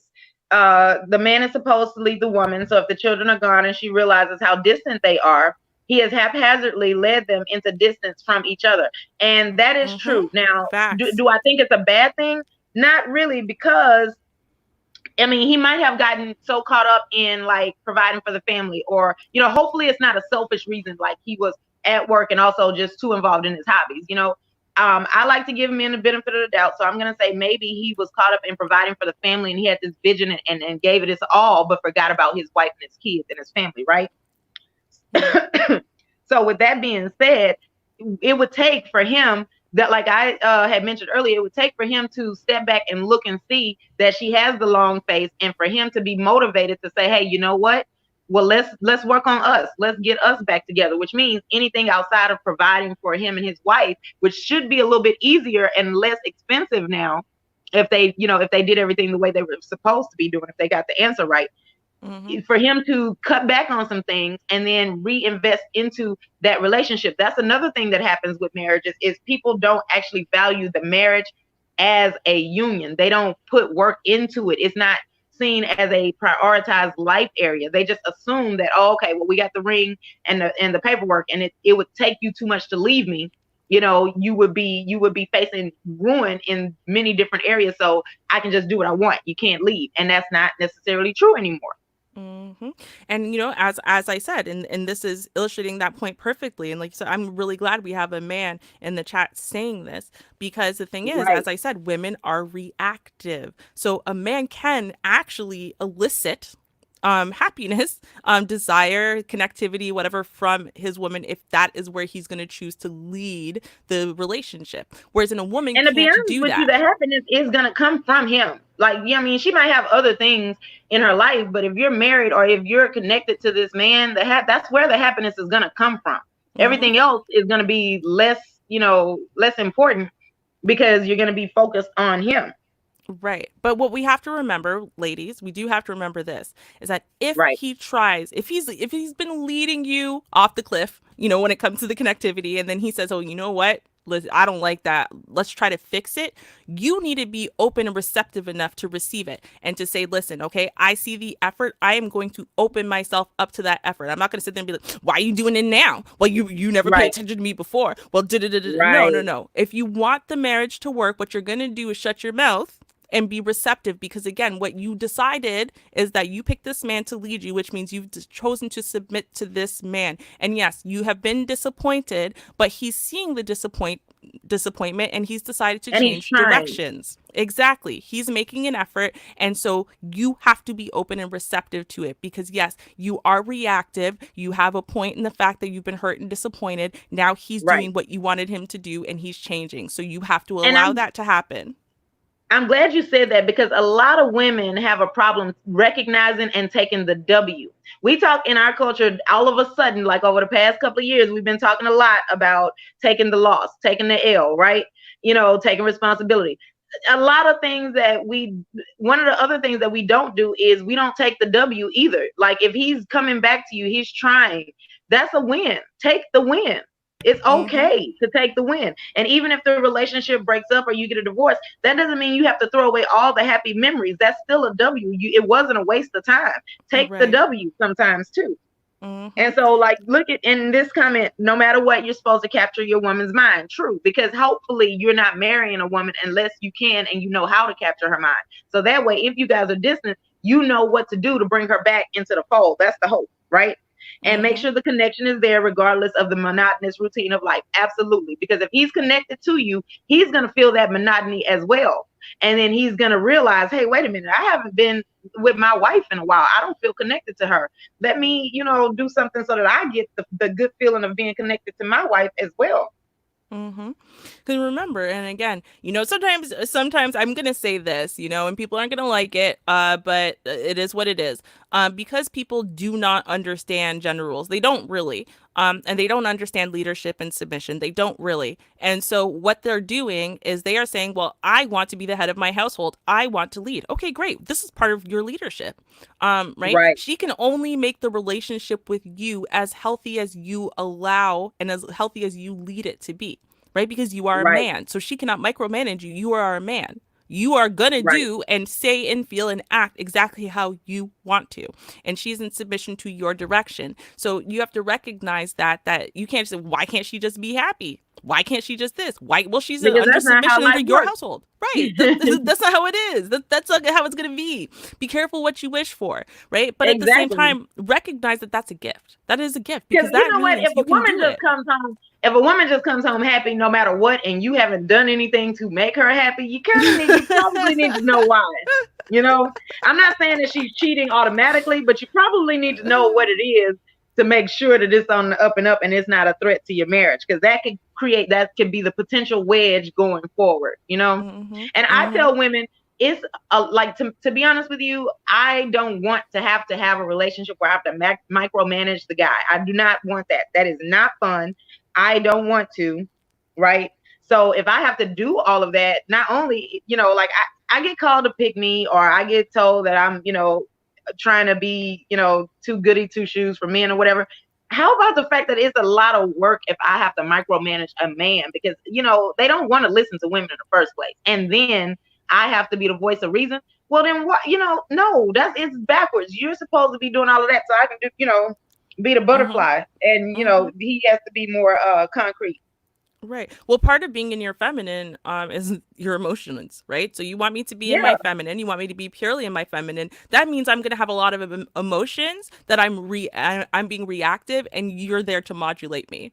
That's what it comes down to. I feel this. What I really want, what I'm saying when I feel this is I want you to make me feel differently, which you can. Oftentimes, when a woman feels insecure, what she wants is for you to bring her in and let her know there's nothing for her to worry about. That's it. That's it. Right. It's very simple. How much touch, affection, listening, hearing her out, saying I understand, and really meaning it. How much that can do. To help her feel like, oh, you know what? I am important to him. I am important in his life. And he's not giving this to someone else. And that's why he doesn't have time to give it to me. No. Because I'm still that woman in his life. Right. Right. That's what women And are and looking a for. man that has an easy life is one that has learned how to tell that that's what is getting ready to come out in his woman before she says it. Because then you don't have to bring her back from all of those negative emotions that she's devolved into. You catch her right at the little cusp right there, and then it's shorter, it's easier, and she never goes into that deep, dark thought process in the first place. So I would tell men, like, paying attention is key. Because if you know how to do that, if you know how to see when she's getting ready to start going down that rabbit hole and stop that right then, it's quicker, cheaper, easier. It's a lot better. And And then I you want to don't have a respond woman that's to. nagging you all the time. I want to respond to DeAndre. So the women are the best advisors are women. Men need that balance because we go too hard in the paint. And see, And that's why we're taught to deal with our emotions. That's why we're told to watch and pay attention and, like mainly silent, but being smart. And the men are taught action. So, that's why. But see, the thing is, right? And what I've noticed again is if you are not firmly, comfortably, confidently a leader before you even meet this woman, if you aren't Right. just already there, then what ends up happening is you don't want her advice. You do not want to hear what she has to say because you are scared of allowing her to help modulate certain things and help you see certain things from a different perspective because you think it threatens your masculinity. And I have actually seen and heard that issue more times than I can count where men are not, no, she's not trying to threaten your masculinity. She's not trying to put you down or say something negative about you. This is what she's supposed to do because she cares. And what you're Right. supposed to do is be able to hear her, and then use that to make maybe a wiser decision than you would have made yesterday without her advice and counsel, which comes down to Right. trust. So then you got to look at it and say, well, hey, listen, is the lower marriage rate in millennials today because they don't trust nobody and they know they shouldn't trust anybody. And so they're saying, well, hey, listen, since I can't trust anybody, I'm not marrying anyone. Right. Well, and this is another thing that I would like when I talk with men, what I tell them, right, is if like you're not Superman, okay? You are not immortal. So with that being said, it is important that you realize that if she's, one, she's doing that because she cares about you. That is a woman who does not want to see you hurt, and she's alerting you to something that she thinks is a threat, right? And it may or may not be a reasonable threat, but she's at least trying to do her part to contribute to the union. So if you are able to receive that for what it is, then you can like kind of help her tweak on what you think that she should be worried about or alerting you to. You have to be an active participant in the marriage as well. You not being immortal means that if you're working and you're acting and you're providing, there's going to be some things that you're missing because you don't have eyes in the back of your head. That's why it's not good for a man to be alone. That's what the whole point is. It's help. It's support. It is being there for you and like pitching, actually. She should know a little bit about what you do every day so that if anything happens to you, she can fill in the gap and your family doesn't have to go without. So it doesn't have to always be on you. I hear a lot of men that say that they're tired. They're the sole provider, that they do so much for the family. They don't feel appreciated.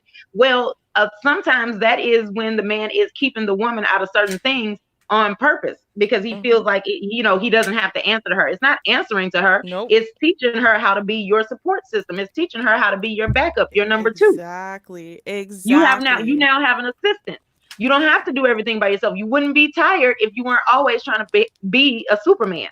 That's not realistic. And anybody that's teaching you that doesn't care about you. Well, see, and then it comes down to, well, hey, listen, I mean, and let's be honest, right? Because if you look at the marriage and divorce rates, right, we're following the same trends as far as we're getting married less, and we are divorcing at very high rates in the boomers, and so on and so forth. But what you got to look at as well is that we actually have a really low marriage rate overall. Um, and so, Mm-hmm. based on the fact that we have a much lower rate, what we got to recognize is that a lot of people aren't being taught or modeled marriage at all. So Right. when they get into themselves into a marriage, first of all, they might be getting into marriage with all the wrong ideas of what marriage is supposed to be. They have no idea how to manage or handle one, and they have nobody who has any real experience within a long-term functional marriage or even relationship for them to go to for any type of advice and support. And so a lot of the advice and support they're going to get are from single people who've never been able to do this. But they're going to tell Mhm. you what they think. But, and you're going to sit there and listen to them because they're the only advice you got. But hey, listen, you got to Right. recognize And you that. can't know what you don't know until you know that you Exactly. don't know it. Mm-hmm. Exactly. And see, that's the problem. The problem is that if someone who had never been married or got married 3 times and divorced 3 times and whatever is telling you, giving you advice about how you should handle this problem that you're going through, well, recognize the speaker and recognize that that person, if that's how they handle problems, well, that ended in divorce. Is that how you want? Do you want it to end in divorce? No, well, maybe they're not the best advice. But, we don't have a lot of models. And I think that that is creating a big issue where Right. there's not a culture of marriage, there's not a knowledge base of marriage. So then how do we as black folk, because we are different, and we got to accept the fact that we got a different culture, we got a different way of moving and speaking, Yep. different things that we're attracted to, all of those things. Well, how do we make that work in a long-term commitment, in a long-term marriage? And I think that's what we need to figure out. Right. And and I'm glad that we are now bringing it back to how this affects us as a colored people, right? Is the fact that we were prevented from marriage while we had to watch it be helpful to another culture. And it was held from us. And then once we got it there were so many threats to it, that came from outside of the culture. And then that led to the threats that came from inside the culture because we kind of felt like it was hopeless, or it wouldn't do what we needed it to do in the first place. So I Mm-hmm. want us to be able to forgive one another through understanding why we do what we do, not taking it personal, and then B, committing to saving one another, to working on it, to being to getting back to that, because we are going to have to decide, do we have a culture where we feel like marriage is important, one man one woman, or even if we want to decide on polygamy, or if we want to say, hey, listen, we aren't going to worry about marriage, we're just going to all come together and raise all the kids together. We can decide. We don't have to do what the other cultures are doing. We can Mm-hmm. pick which way is best for us, because we Mm-hmm. can't get rid of the past. You can't just throw the past away. Now you can overcome it, or you can choose to embrace it and utilize it as a catalyst to success in the future. We might be a trend setting culture. We don't have to do what the other cultures are doing. We might come up with our own idea and it might work out for us. So, Mm-hmm. I just want us to be able to have the conversation civilly, to hear everybody's point of view, and to basically, I think we need to give each other the benefit of the doubt. I've said that before and got yelled at and told I was idealistic, but to be honest with you, what I think is idealistic is believing that we are going to get anywhere without going through this. We can't skip it. We can't ignore it. We're going to have to feel it and go through it. It's going to suck, but when we come out on the other end, it'll be much better. And we can look back and say, look at how far we've come. Look what we overcame. But we can't do Mm-hmm. that until we commit to going through it and together. You cannot separate. Where are you going? You're still going to be lumped in with us, no matter where you are. Mm-hmm. Mm-hmm. And I'll say this. We have to remember a couple things. First of all, is that marriage used to be like it's more like a religious thing, right? You all jump over Yeah, the broom, boom, you're married. That was it. right. It was about you And they didn't promising have under the. paper. They didn't No, have they a didn't. ring or paperwork back then. It's just you did the ceremony and you knew in your heart and you had witnesses and you committed to being there. So I mean, I Exactly. personally don't. That's why I don't have a problem when people say they don't want a legalized marriage. It's not that I'm trying to just give men whatever they want, or I'm being stupid for them or anything like that. I'm saying that we've done that before and it still worked. Yeah.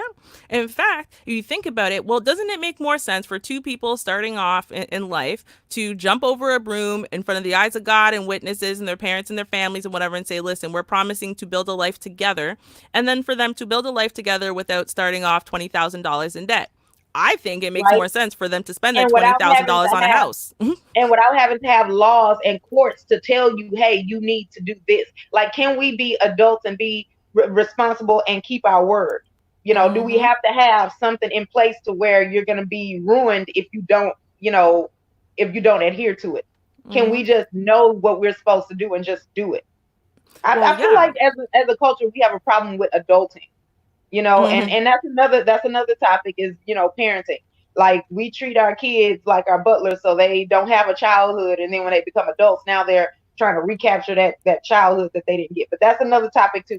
I'm telling you, I Mm-hmm. got a list, Ruby, so hopefully Mm-hmm. you're available. Oh, girl, you know I'm available. You know You know I love these discussions. And I'll absolutely agree with you. I'll say one thing. What we think about marriage and what we started chasing about marriage. It had to do with, listen, suddenly our version of marriage was no longer valid or validated, right? So we're now Right, integrating with white society. We need white society to validate our marriage, because our customs aren't good enough. Our marriages right. aren't good enough without their white piece of paper saying, hey, listen, we recognize you. And so, I think what we need to do is step back a little bit. And I'm not going against legal, getting that piece of paper and that marriage license marriage. I mean, that's what I Right. did. If you want Um, that, do it, but don't put yourself in debt too. Right. And I will say, more importantly, though, recognize that whether you jump over a broom, or you do the $50,000 wedding or whatever in between, the point is not about that day. And that's what people are getting lost, is a marriage is not about the wedding. And people think it is, so much so that they are marrying themselves just so they can have a wedding. And Right? They I'm just, gonna go ahead and say this sentence because maybe they haven't heard it and they don't know. And after they watch this stream, they can't say that anymore. You are supposed to have a wedding within your means of where you are at that moment. So if you're getting married at 18, 19, 20 years old, you don't have a whole lot of money. You might have people that are willing to, help you out with the cost of it, but you should not be getting a huge wedding because it's supposed to reflect where you are right then. And you can always do a vow renewal later on. And that's the same for the ring. There was a custom of how much you should spend on a ring for a reason. Is because that's where you were, and it could be a reminder of where you were and where you and your spouse worked to come from. You can't just, like, people like to show off things that they don't actually have at that moment, and that's a problem. oh yeah, absolutely, absolutely. And I'm looking at what DeAndre said up in this chat, right? And he said actually the families would pay for the ceremony and give the new couple land and a starter home, or the wife would live with the husband's family. Now that's absolutely true, right? And I mean, Right. you got to look at differences from culture to culture. But what it Latin can culture still does that. Latino people still do that. But see, not every culture did, and I guess the point is that even if you go back far enough to people who are just jumping over a broom and that's it, Right. there's none of this extra stuff. What it comes down to is a wedding is about a public ceremony where everyone is going to witness the fact that these two people agreed to marry each other, and by marry Right. each No other means excuses. commit. Right. No So y'all are excuses. committed. Y'all are The raising couple children knows, and together. everybody else knows too. So stay out of their way. Exactly, right. That was my point. My point is simply that we have lost the importance of what a marriage is supposed to be, and this is why I think the millennials are shying away from it entirely. They don't have it modeled around them. What's being sold to them as a marriage really actually has only to do with the wedding, and becoming thousands and thousands of dollars in debt, to prove to everybody how much you love your woman, right? Because if you buy her a little cubic zirconia ring that's like a speck on her finger, and people can barely see it, right? Everyone's gonna look at you and be like, you don't love her. Right, because Right. that's the point. That is ultimately the point, right? Is to prove how And much you like I love her from said, the ring that's you got her. materialism and capitalism at work. That is not our value system, or at least it shouldn't be going forward. It shouldn't be, but it is. And listen, I'm gonna sound like a big ass hypocrite. I understand that because I don't know. You see my videos, y'all have seen my ring. And if you've heard me talk about it, y'all know my wedding cost $40,000. Um, You know what? Listen, I'm going to tell you, it was not worth it. The ring was a little bit worth it, but it was not worth it. The wedding, paying that much money, and all, it was not worth it. And I can tell you, there was an upcharge for anything attached to the word wedding. Oh What, yeah, right? And I mean, sure, it was gorgeous. It was a party of a century. Everyone super appreciated it. Great for them. What it came down to, though, is I'm telling you, if his mother could not have afforded this wedding, we would not have had no $40,000 wedding. Right. So you have to think about right, it like that from that perspective as well, though. We are not $40,000 in debt over the wedding. You see how that works? right. And that's something, the common sense. You don't need to keep up with the Joneses. You don't need to be sitting there going, well, since Yeah, because Ruby the did it, I Joneses might gotta. be able to afford it. You can't. So then, Right. like, the Joneses will still be in their house while you're homeless. Are they gonna let you and your spouse now sit with a big, huge rock and a expensive wedding on their couch? And I'll tell you something else that's different. So we knew this couple, right? So they spent a lot of money. We're gonna say like about $80,000, $90,000 on the wedding, right? Right, And everyone came. I'll tell you what white people do. So when white people open up those envelopes that you get, right, they get back like maybe at least half of the cost of the wedding. Everyone's coming in right. paying hundreds of dollars for that, for their seat at the table as a And gift they to you. register for things that appreciate with value. Like, so they Mm-hmm. have things to pass down. So that's just so you know. There's also a stream for me and you that has to do with rites of passages and passing down heirlooms. No, the true fact, true fact. But what I noticed, right, is and a lot of people had that misperception, and were selling me that misperception that somehow in the envelopes we got, we were gonna get at Right. least X amount of dollars. We did not get anywhere near that. Well, because But the family doesn't have it either, and that's part of what we all had to go through as a culture. So, like, I think we need to stop trying to require our family to have more, so that we can mirror other cultures. They don't have it because we've all been oppressed. exactly. And see, that's the thing though. There's an expectation factor, right?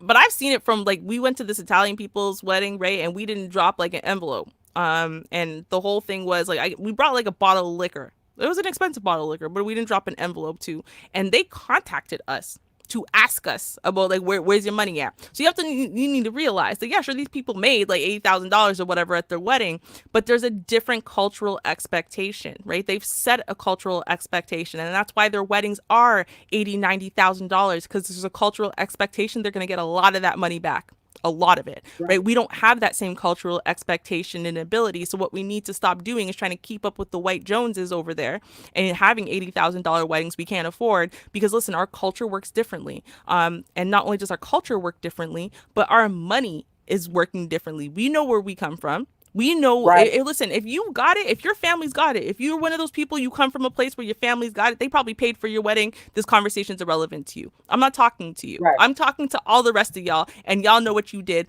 Like this chick Lola, it would be hilarious if Lola watches this. This chick Lola, I remember when she got married. She's already divorced. I don't even think they didn't even last. I'm pretty sure they didn't last 5 years. And this chick Lola, she had in her freezer, she had lobster tails and this and that. She had so much stuff because she didn't want them to throw away any of the food from the wedding that they couldn't afford, because she was still heavily in debt over the wedding. And I Right. remember, like, every time we show up at her house, she'd be like, "Hey, you guys want some lobster tail?" Like, no, Mm-mm. not really, no. The Right. lobster tail had Like, been come sitting in on. your freezer for over a year, but she can't afford to throw it away, because she's still so heavily under debt. She was still so heavily under debt when they divorced. In fact, they couldn't keep up with their condo, because why would they get that condo? That where they got that condo was such an expensive area. It was all of this it was just bullshit. You're fronting. You can't afford this. Your man can't afford this. So why are y'all doing this? Right? And that's probably why the marriage And didn't everybody last. that you're trying to impress knows you can't afford it. They're just gonna sit there and watch. And then Mm-hmm. that brings up another point, is that we have a lot of people saying that we didn't raise kids to be husbands and wives. Well, that is because we felt like it was fruitless. We Mm-hmm. felt like it was too expensive, too much work.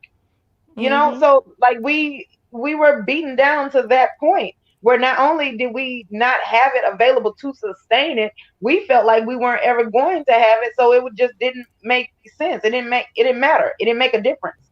We don't Mm-hmm. have very high self-esteem overall as a people. Like, as a conglomerate, as the institution that is Black people as a whole, we aren't very happy with ourselves. Mm-hmm. No, that's absolutely true. And I will add a separate a second fact to why it is that we're not raising husbands and wives is because we're under the delusion that somehow or another, like once you get married, you just wake up the next day and you're a husband and a wife, and it just happens. It's like a magical fairy tale. So we don't understand that first of all, you should be a husband or a wife before y'all get married.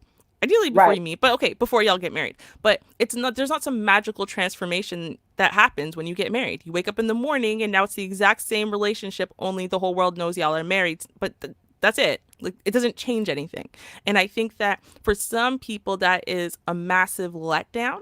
And some people keep chasing the fairy tale. They chase the fairy tale Right. that somehow their husband that they're now married to is going to change into God knows what, whatever they thought in their head was going to happen, or their wife is going to change into God knows whatever they thought was going to happen, and they keep chasing that, and they're trying to like, why won't you just change into the perfect wife? Why won't you just change into the perfect husband? I don't understand. I married you, so why aren't you the wife of my dreams? Well, she's the same wife that she was the day before you married her, right? Right. And we don't have that realistic understanding of you get what you basically you picked it up, you said I want this. When you brought it to the cash register and you paid for it, right? And they gave you your receipt and they put it in a bag. When you get home, do you expect that when you take that package out, it becomes something different? No, it's the same thing Right. you bought. It's the thing you picked up off the shelf and said, "Oh, I want this." That's what you did with a human being. And so I think what we need to do is recognize, right, that okay, we are not raising husbands and wives because we think some magical transformation happens. Magical transformations do not happen. So okay, what are we lacking? What are we lacking that we need to socially condition, and we need to start early socially conditioning in people so that way they can be better husbands and wives. Right. Well, and you know what? So at this point, I think that we have covered the topic, and I want to give everybody a chance to if you guys want to come up and have a panel, that's why I put the link in the chat. If you guys want to Mm. come up and talk about this as a panel, or if there's any questions from the chat room, what I'm gonna do right now is play another song that I happen to like. It's just a song that I feel like is very calming, and I like hearing it while I refill my coffee and you guys think about whether you want to come up on the panel or if you have questions you want to type in the chat. We'll answer those and then we'll go ahead and get on out of here. All So right. with that being said, yeah, hold on one second because I'm trying to do my DJ thing here. I'm I'm liking learning. it. Don't worry. Everyone liked your smooth reggae at the beginning. If you missed it, y'all wait till you see the playback. Listen, It's a nice I song. listen. I think that my soul was born in the Caribbean because I love reggae music. I don't know, but I'm close to them though. I'm down here in the South, so we'll see. There you So go.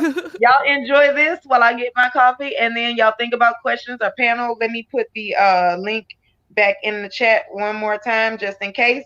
And if you guys want to come up, click on it. I haven't banned anybody yet, so anybody is welcome as long as you come up here and have some sense. Oh, there you You know, go. I mean, I can talk to almost anybody. I'm not really tripping. So hold on one second. So can y'all hear it? I don't hear nothing so far. Oh wait. Yes. Okay, enjoy. Why you make it so complicated?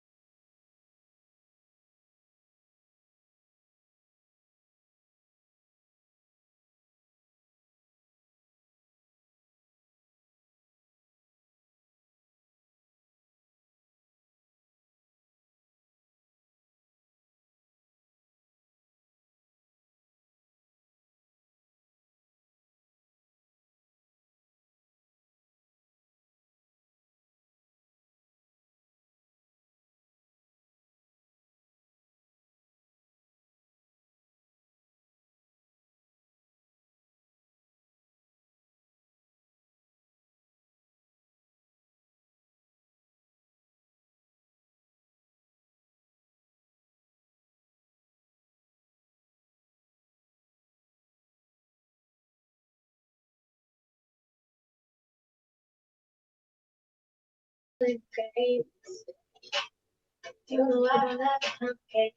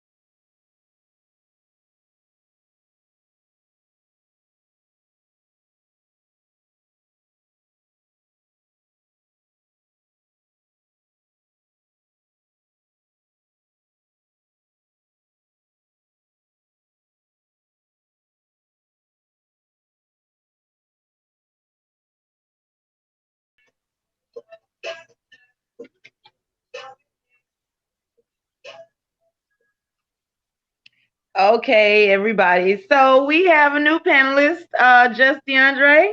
Welcome.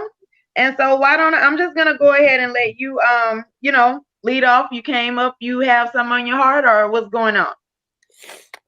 Hold on, let me get my headphones here. Hey, how you doing? I'm all right. Hey, How are you? DeAndre. I'm all right. Okay, hey, what's up, Ruby? You know what I'm saying? My nemesis, my Yay. petty I know, partner right? in crime. I turned damn right. All day, every day. All day, every day, my petty Look, partner now in this is a crime. channel about love. Ain't no war and nemesis over here. No, no, Oh, no. no, Listen, no. we have to be. It's part of our it's like Is y'all listen. thing?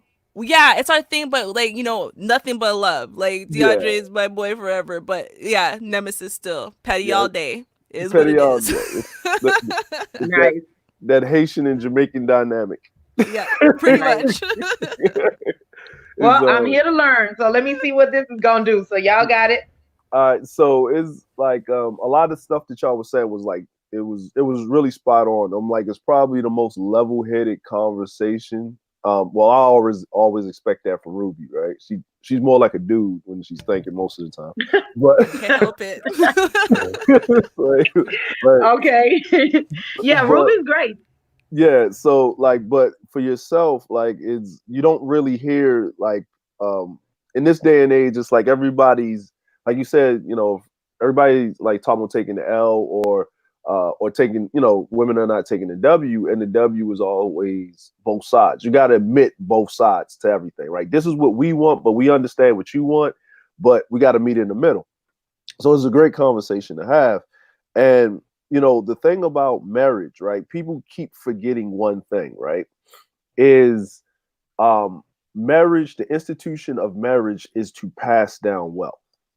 That's Right. how it's always been about, right? Now, for men, right? From a man's perspective, right?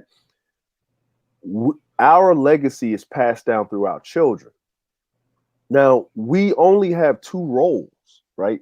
Women carry children for 9 months.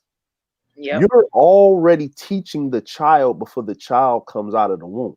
You have a connection with the child, right? You carry the Right. child, right? Your heartbeat, everything that happens with a woman does affect the child in the womb, right? It can cause birth defects, Yep. everything, right? So what is a man's sole role walking And around. hold on, let me just put this in there too, in case y'all didn't know. In the past, back when like men liked, because that's another stream that I'm gonna do at some point about our men wasting their time waiting on time that's not coming back.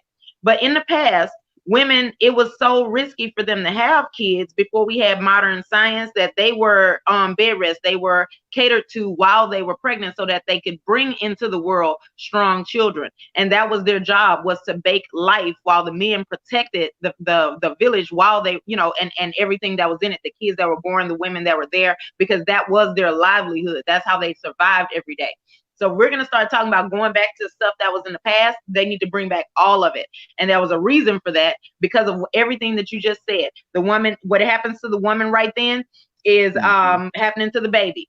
And the baby can hear the dad's voice. The baby can sense and feel things that are going on in the environment. So if you want a healthy child, you need to be invested in making sure that environment and the mother is doing what she needs to do to bring a healthy child in the world, or else you're going to have a kid that had defects, and then that's more expensive and in a way, it strains the marriage. Lots of marriages break up if the kid is ill.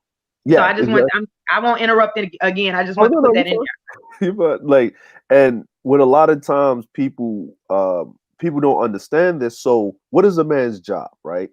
A man's job, like they said, is to protect and provide, right? Or conquer the environment women nest in it, so forth, right? That's the easiest way to say it.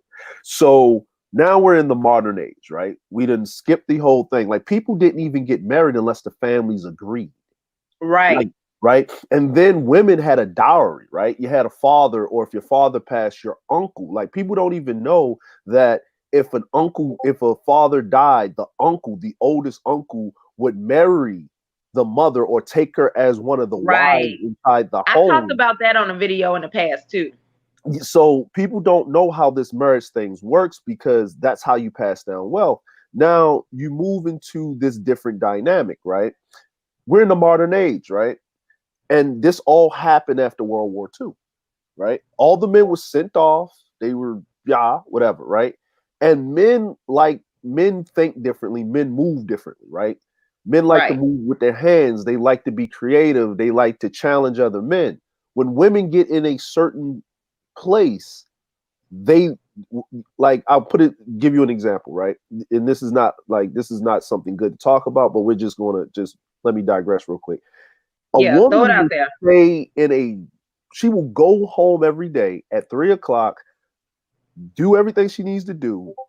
The husband will come home, punch her in the face, right? Let's just say like that, at 5:50.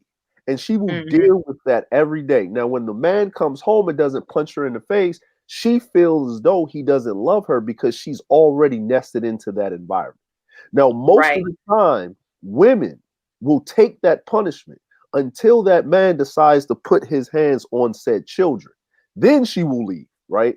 Because the connection is something like that, right? The environment has changed. Men, on the other hand, men do catch some abuse, verbal and physical, but we're men. We can't say a woman's just beating my butt and all that other stuff, right? But we won't stay in those set environments because our pride, because we're built and wired a little bit differently, right? Right. But with that being said, is that women will stay in that environment, and they will adapt to the environment, and they will overcome that environment to make it more pleasant and more pleasing for themselves. So if you have a job where you're sitting there typing all the time, or you're sewing all day, right? And you can talk and chat and multitask, right? To a man, I'm wasting my life. I can't do that. So when the Industrial Revolution came about, and you got all these worn, torn men coming back that you'd have made killers, and you're going to change the system, what are those men going to do? They're going to do what? They're going to retaliate, right? You can't have that. So you start to remove men from the home, right? You start giving women more rights to combat that, right?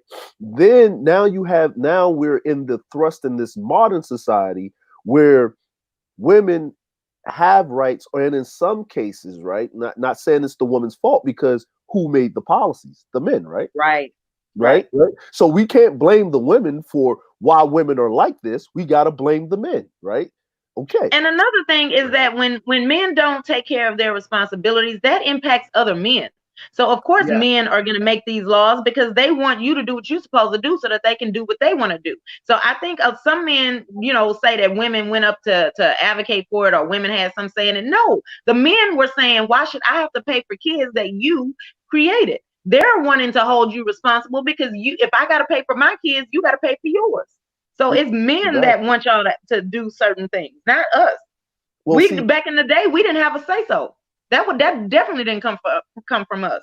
Because women and people don't understand even the term feminism or that whole movement was a thing that a man thought up and gave it to women. Right. Yeah, people like and here's the crazy part, right? I tell people, like, in war, right? They say this in war, right? They say kill the men, right? Kill the elderly, keep the women and children, right? You get on a plane or a disaster, the women and children first, right? The men stay behind, right? All these things that men are taught, right? So now men are bred to die. Men are bred to die, right? It's like wealth is passed down to the man, but at the same time, not really, right? The wealth and he lives through his son. Well, he lives through his kids, namely his son carries his name forward. So that, Exactly. it's a whole lot of stuff that if people are going to bring up the old days and what they want and how we are so, wayward or whatever, then y'all need to understand why those things were put in place and what all the cost was for you to have that type of respect. Men used to get a whole lot of respect, but they earned it. Yes. If you're dying and you're providing, you earned respect. Nobody's going to talk back to you, because you are in charge.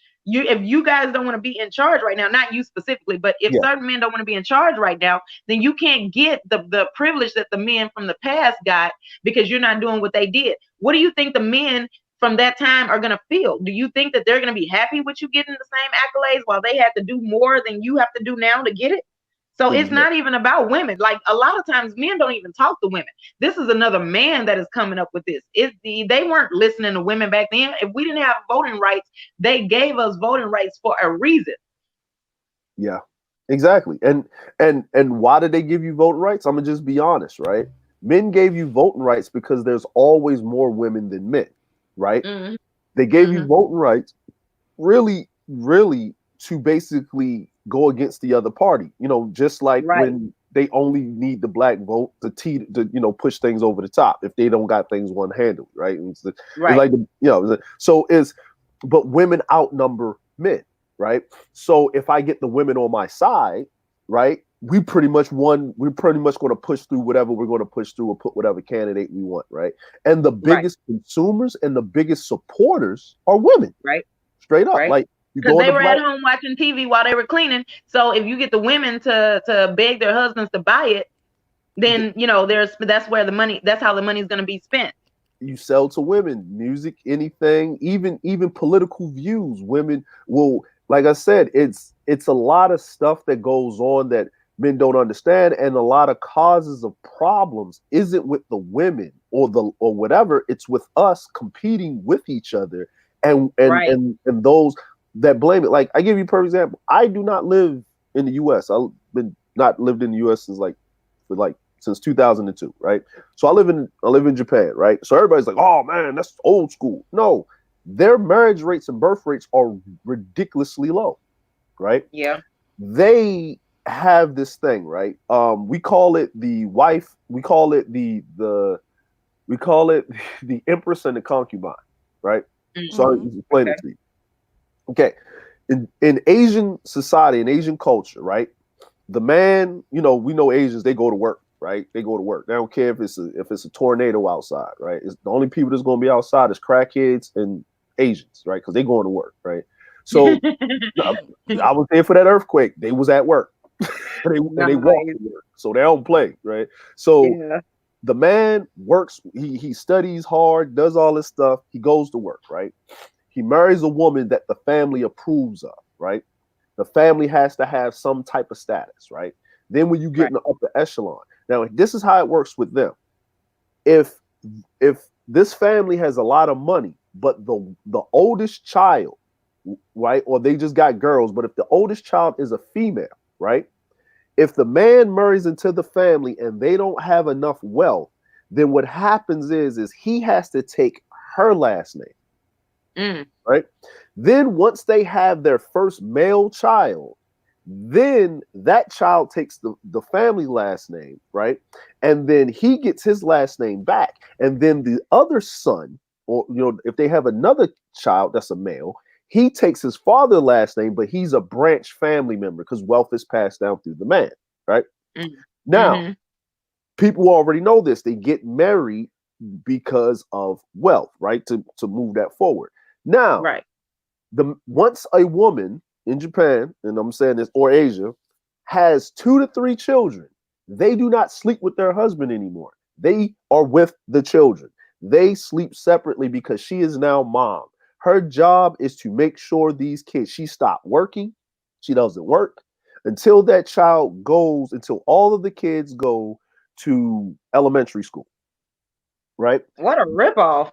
Then she gets a job, right? And she gets Yeah. a job, right? Now the man goes to work. Now these Japanese men put in 12 to 16-hour days in suits, right? They work Right. far away. They're away from their family. But guess what happens? They don't have any intimacy with their wives anymore because by the time they come home, they get their dinner, they got to go to sleep, they got to wake up, and they got to catch the first thing smoking in the morning to Hey, go back. didn't they have a high suicide rate too because of that? Yeah, they do. Yeah, they do. It's Okay. called work to death. There's like every Right. spring or around like tax season, they're killing themselves. Now, the reason why the suicide rate is like that is because this is what happens, right? If I have a loan, right, and it's ridiculous, right, and they're going to come after my family, if I jump in front of a train and kill myself, right, everyone sees it. The debt dies with me. It doesn't go to my family. So it's not a suicide as in I can't take it. It's called an honorable suicide, basically. Like, so I'm protecting my family in death. So if I kill myself and everyone sees it, then the insurance policy goes to the family, the house is paid off, right? And my wife can remarry, right? And be taken care of. Asians are so extra. Jeez. Like, just let them put it on your credit report like we do here. I'm just kidding. No, because they go after your family. Like, it's not like I know. I'm just messing around. Yeah, but it's like, they'll just, if you got bad credit, you owe something, they just coming after you, your family. Hey, we need that money. And Asians all about the reputation. They take that honor thing like ridiculously seriously. So now here's the concubine thing, right? So if the man isn't getting what he needs from his wife physically and that thing, then what does he do? Well, prostitution's legal, right? So he goes to a bar, kind of, we got strip clubs, right? Because strip clubs are not meant for single dudes. Strip clubs are actually made for married men, basically. That's what that's what they were invented for. But they go to this place, this woman's dressed up, comes to the door, pours his drinks, lights his cigarettes, and listens to his problems. Oh, right? Wow. Right? Yeah. He's But is she naked? Is she naked doing it? No, she has an evening gown on, looks very attractive. Wait, like geisha? Are you talking about a geisha? Yeah, that's where it comes from. But they got like, it's modernized now. They got these like, they look like they're going to the Oscars or something. Like they all dolled up and stuff, right? Like they're pouring this drink, lighting a cigarette. He's buying her a drink. She's not drinking. It looks like she's drinking. She's drinking tea, but it looks like it's an actual pretending to care. pretending to care, right? And then she sends him on his way. He pays extra money to take her out later. If whatever, they go to a hotel room, whatever. But guess what she doesn't do? She does not come at him or try to be the mistress by snatching him away from his wife. She is a professional side chick. That is her profession. Well, if he wasn't paying her, he could pay back the loan and not jumping in front of trains. Or am I missing something? Well, that's some of them. You know what I'm saying? That's not everybody. But this is just a general thing. This is what happened. So now you say, man, the poor wife, right? The poor wife. No. She's in the bar. She's in another bar where it's men doing that for her. Well, why they don't just, okay, you know what? I just feel like this is the extra people for no reason. No, but this is culture, right? that is And old. everybody's so excited to be about like, oh, Asians are so moral. They so and look at all of this. This way, it's a whole lot of freelance fucking out there, and Yeah. ain't nobody ain't saying nothing. But no, people know about it, right? People see Yeah. it. But then this is what the wife is. This is what they're doing, right?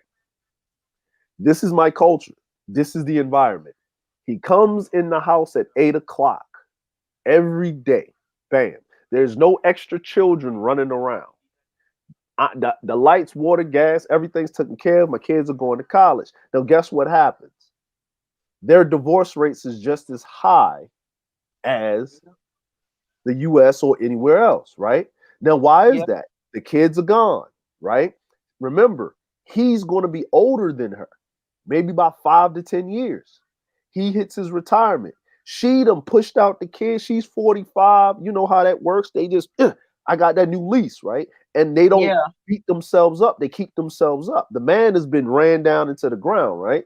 Because he's got all, he's doing all of this. And she wants another lease in life. He said, cool, you can go about your merry little way. Now, here's the other thing, right? When you divorce and I'm speaking about Japan, you don't get like an alimony check or whatever. Sign this paper, see you later. Now, the problem with that is if the house is in his name, you got to go. You came in with nothing, you leave with nothing. That's how it works. You came in with nothing, Lord. you leave with nothing. So now you see why she ain't rolling? You know, right? You got the kids. Now, here's the other thing, right? We know that 80% or 90% of the single parents in the United States are women, not in Japan. Women will leave their kids. Right? Right? I'm bouncing, I'm out. It's because they can't take it, right? But here's the thing, right? I've been with them all these years. I saw them through school and I'm bouncing out. Oh, they sometimes they don't even make it through the school. They just roll, like, you know what I'm saying? So I'll give you a perfect example. If you were to get married, right? You were to have kids, right? Say you and your husband was the divorce, right? If y'all divorce and you have the kids, you marry again, those kids become that man's children. There's no stepfather thing. They have to take his last name, and that's how it works. Just like, and if a lot of paperwork going on over there. Nope. It's a family registry. You go to the city hall office, you just show a divorce decree, you show your marriage certificate, and they do everything for you and give it back to you in 30 minutes. They're very efficient. Have a nice day, right? Because being a single parent is looked down upon. You will look like at the scourge at the bottom of the earth. You know what I'm saying? They would rather see your husband falling out of a bar with 3 hookers than to see you walk around as a single mom. Because ain't nobody trying to pay for that. Ain't nobody trying to give you government assistance around here. We don't do that, right? So now on the other hand, if you were to leave your kids with him, he can get married. Then the woman that comes in becomes mom. The children have to call her mom, but guess what? You're not. You're not mom because you're not in this house. Now, when I get 20, then I can call you mom, right? And there's no, I'm married, I got these kids, and then this man over here is the father of these kids, so he's investing money in the household. No, that doesn't work. You keep your money over there, partner. You don't even come in this house until they get 20. Then you can talk to them later. You can put that money to the side and give it to them or whatever. You ain't even invited to the wedding unless I say so because I'm the one raising them in this house. That's how it works. That's how it works. That's exactly how it works. It's just, it works. It makes sense because it doesn't make things messy, right? So now the problem is that better than what our model has? They both have the high divorce rates, right? You got a higher suicide rates, right? Men understand it, but then guess what? This newer generation, they're not trying to get married because guess what the men don't want?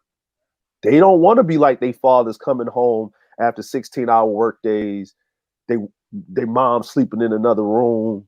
They over there just sitting there with a beer and looking at TV or a baseball game, and then they got to go to work, and then they look up like 60, 70 years later, and then they 60, 70 years old, and they grandpa, and they get to be a father as the grandparent, not as the father right then and there.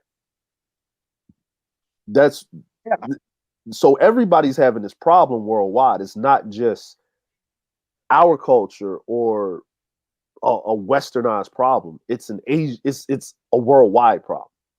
Now, I did hear that. I did hear that it's not just us, that other cultures are having lower rates of marriage Mm. and high divorce and low birth weight too. But people seem to want to always just harp on the fact that, well, we are so horrible. It's global because we actually, like America, as much as everybody hates us, we are the ones that everybody's looking at. So, you Yeah, know, because it's the new thing. But you got to think about it. Like America's only been around for 450 years. right. I'm in a country where they've been around That's for like thousands, like centuries upon centuries, right? Like right, dynasties, at least 200 to 300 years. So right, you're talking about these countries are going through this because they're trying to keep their old tradition and modernize them, right?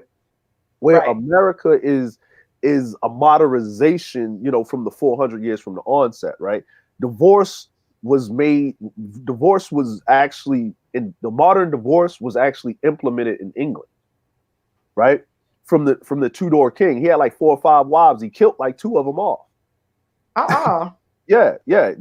He killed two of them off. The Church of England separated from the Catholic Church. You know what I'm saying? So and the guy that I'm talking about, Bloody Mary, or Mary of England, she killed a cousin, and that was his daughter, like Mary of Scots. So I'm a history guy, but if when you look at how the divorce and how that works, right? There's a lot of things to mitigate some things, right? The reason right, why the early generation Xers and the baby boomers, the reason why they have high divorce rates is because, oh, you got that girl pregnant, you better do the right thing. Shotgun right. marriage, right? Right. And then once the kid gonna like, bitch, I'm done. I did it. I'm Now out. think about it. You better do the right thing because remember back in the day, right? When I was growing Yeah. up, right? It was get a high school diploma, you can get a good job, right? And then it Yeah. was the Negro College Fund. Mine is a terrible thing to waste. Like, what I'm saying? If you went to college, you guarantee to be straight, right? Now Mm, you go to college, you guarantee to work at McDonald's, right. right? And you flipping fries, right? And that's Everybody did it. yeah, everybody did it, but It's the new normal. it's the new normal. So now think about it. People ain't stopped having sex or whatever, right? Because I'm watching Paternity Court, right? And it's usually the older generation that did the most dirt, right? When we got like three Yeah. different Now dudes we up there, finding out all of their problems and they ain't want to tell us. they ain't want to tell us, right? So, they would go away, had a kid somewhere else, somebody did something or whatever, but they were having kids at 15, 16, right? And then you look at your grandparents, you look at the disparity between your grandma and your grandpa, right? You look at it like it's a 15, 20-year age gap, right? And she was 16, he was 20, right? So, Right. and the marriages didn't work is because they got married too early. Like I say, like Before. a man does not understand himself to a certain degree until he's almost 25, right? Because if you think about it, at 25, what can you do? Right. Your interest rates go down if you didn't mess them up, right? Right. You can rent a car. Your as for a guy, your car insurance goes down, right? You know what I'm saying? Because your Well, car and insurance. that's because you're expected to have completed all schooling and then gotten into a career where you can be more stable and relaxed. You don't have to burn the candle at both ends. You're not still stressed out, and that's when your brain is able, like the development of your executive functioning is done. You now Exactly. can think as an adult. Exactly. And you start doing this thing where you start thinking about your future, right?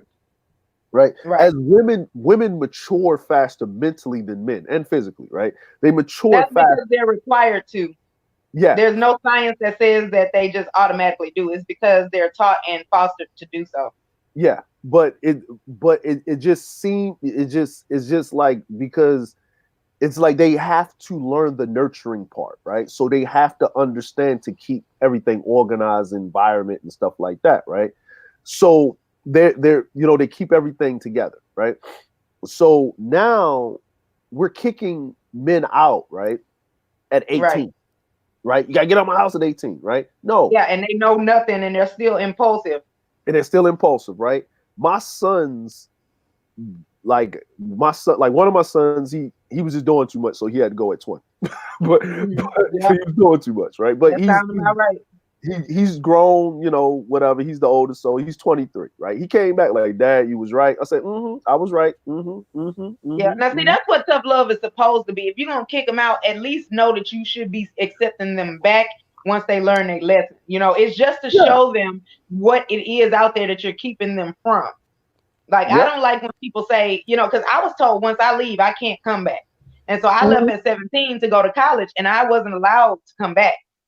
Yeah. I was told the same thing. I had to make it work. I didn't have a choice. Yeah, I was told the same thing, but I left at 14.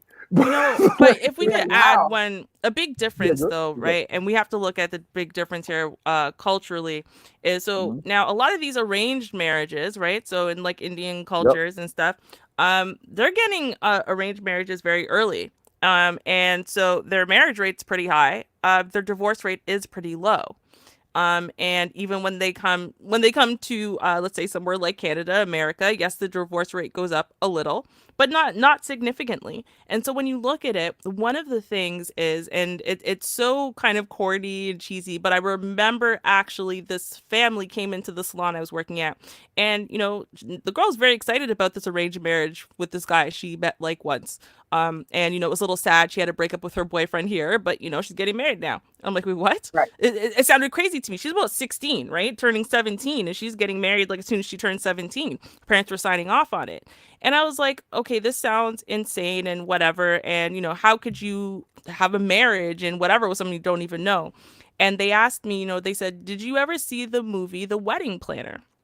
And I'm like, yeah, everyone's seen these stupid J-Lo movies, right? Oh yeah, And no.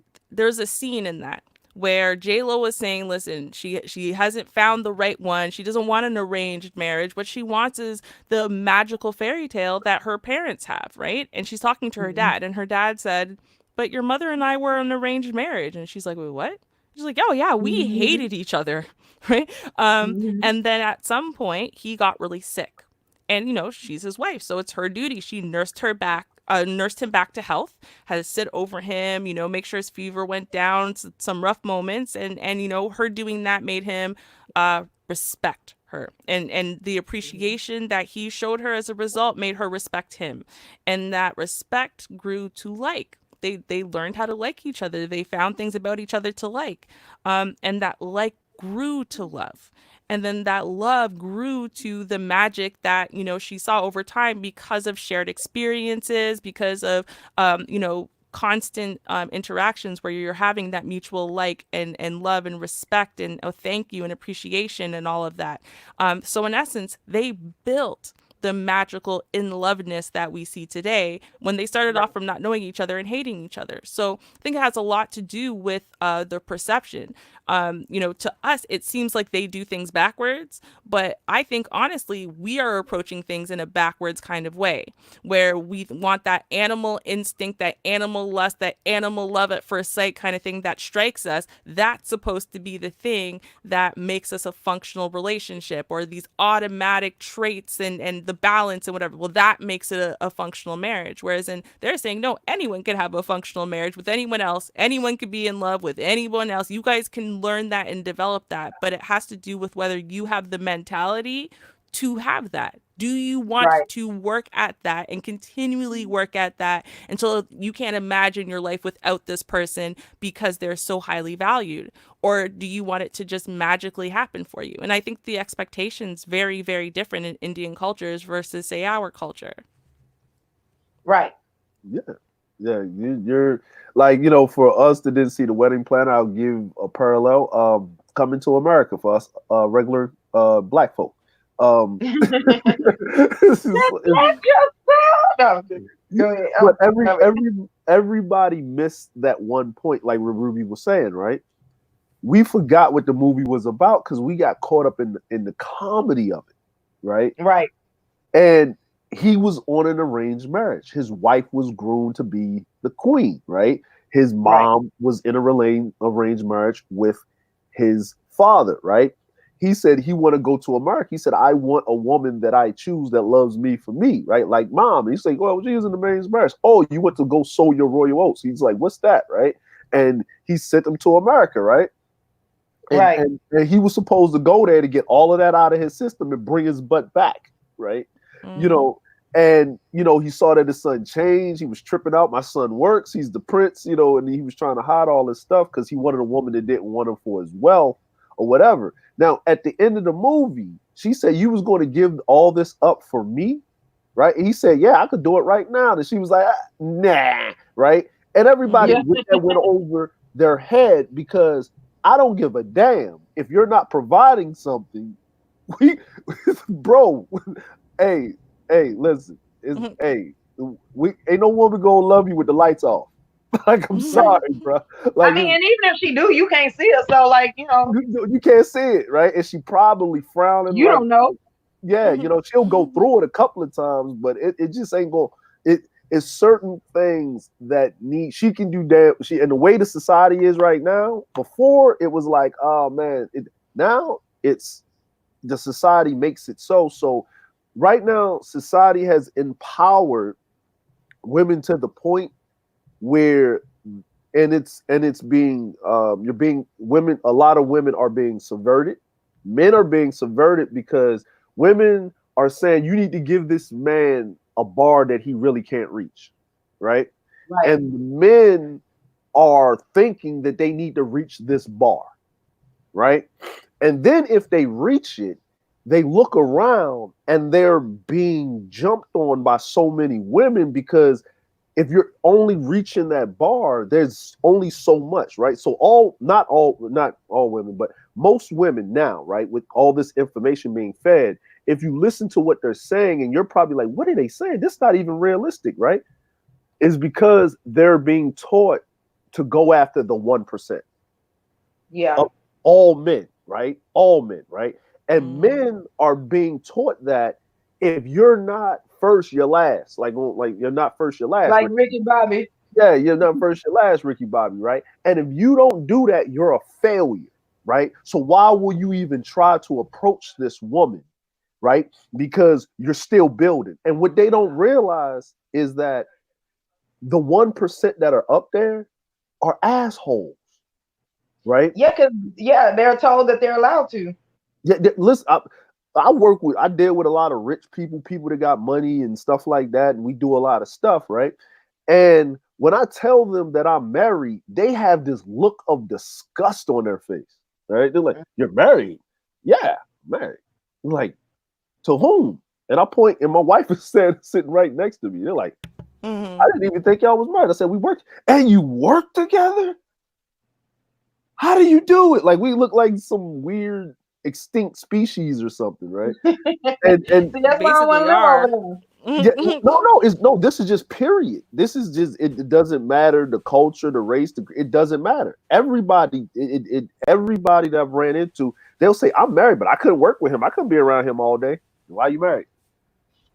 Like why you like I couldn't, how could you like I can't stand him, like, you know, he get on my nerve. And the dude just sitting up there taking it. He's either looking at the floor or it'll be the man saying the same thing. Well, she gets on my nerves. She's a battle act. Like, it's like some Rodney Dangerfield thing. You know what I'm saying? It's this weird. I wouldn't want to work with my husband like if we had a job where we had to be in the same building, I wouldn't want to do it, not because he get on my nerves, but because then I have nothing to come home and tell him he was with me all day. Like, you know, what I'm gonna say, I don't get to be excited to like, hey, guess what? Or nothing. He's gonna be like, I already know. I was there. Duh. Exactly. That's gonna be irritating.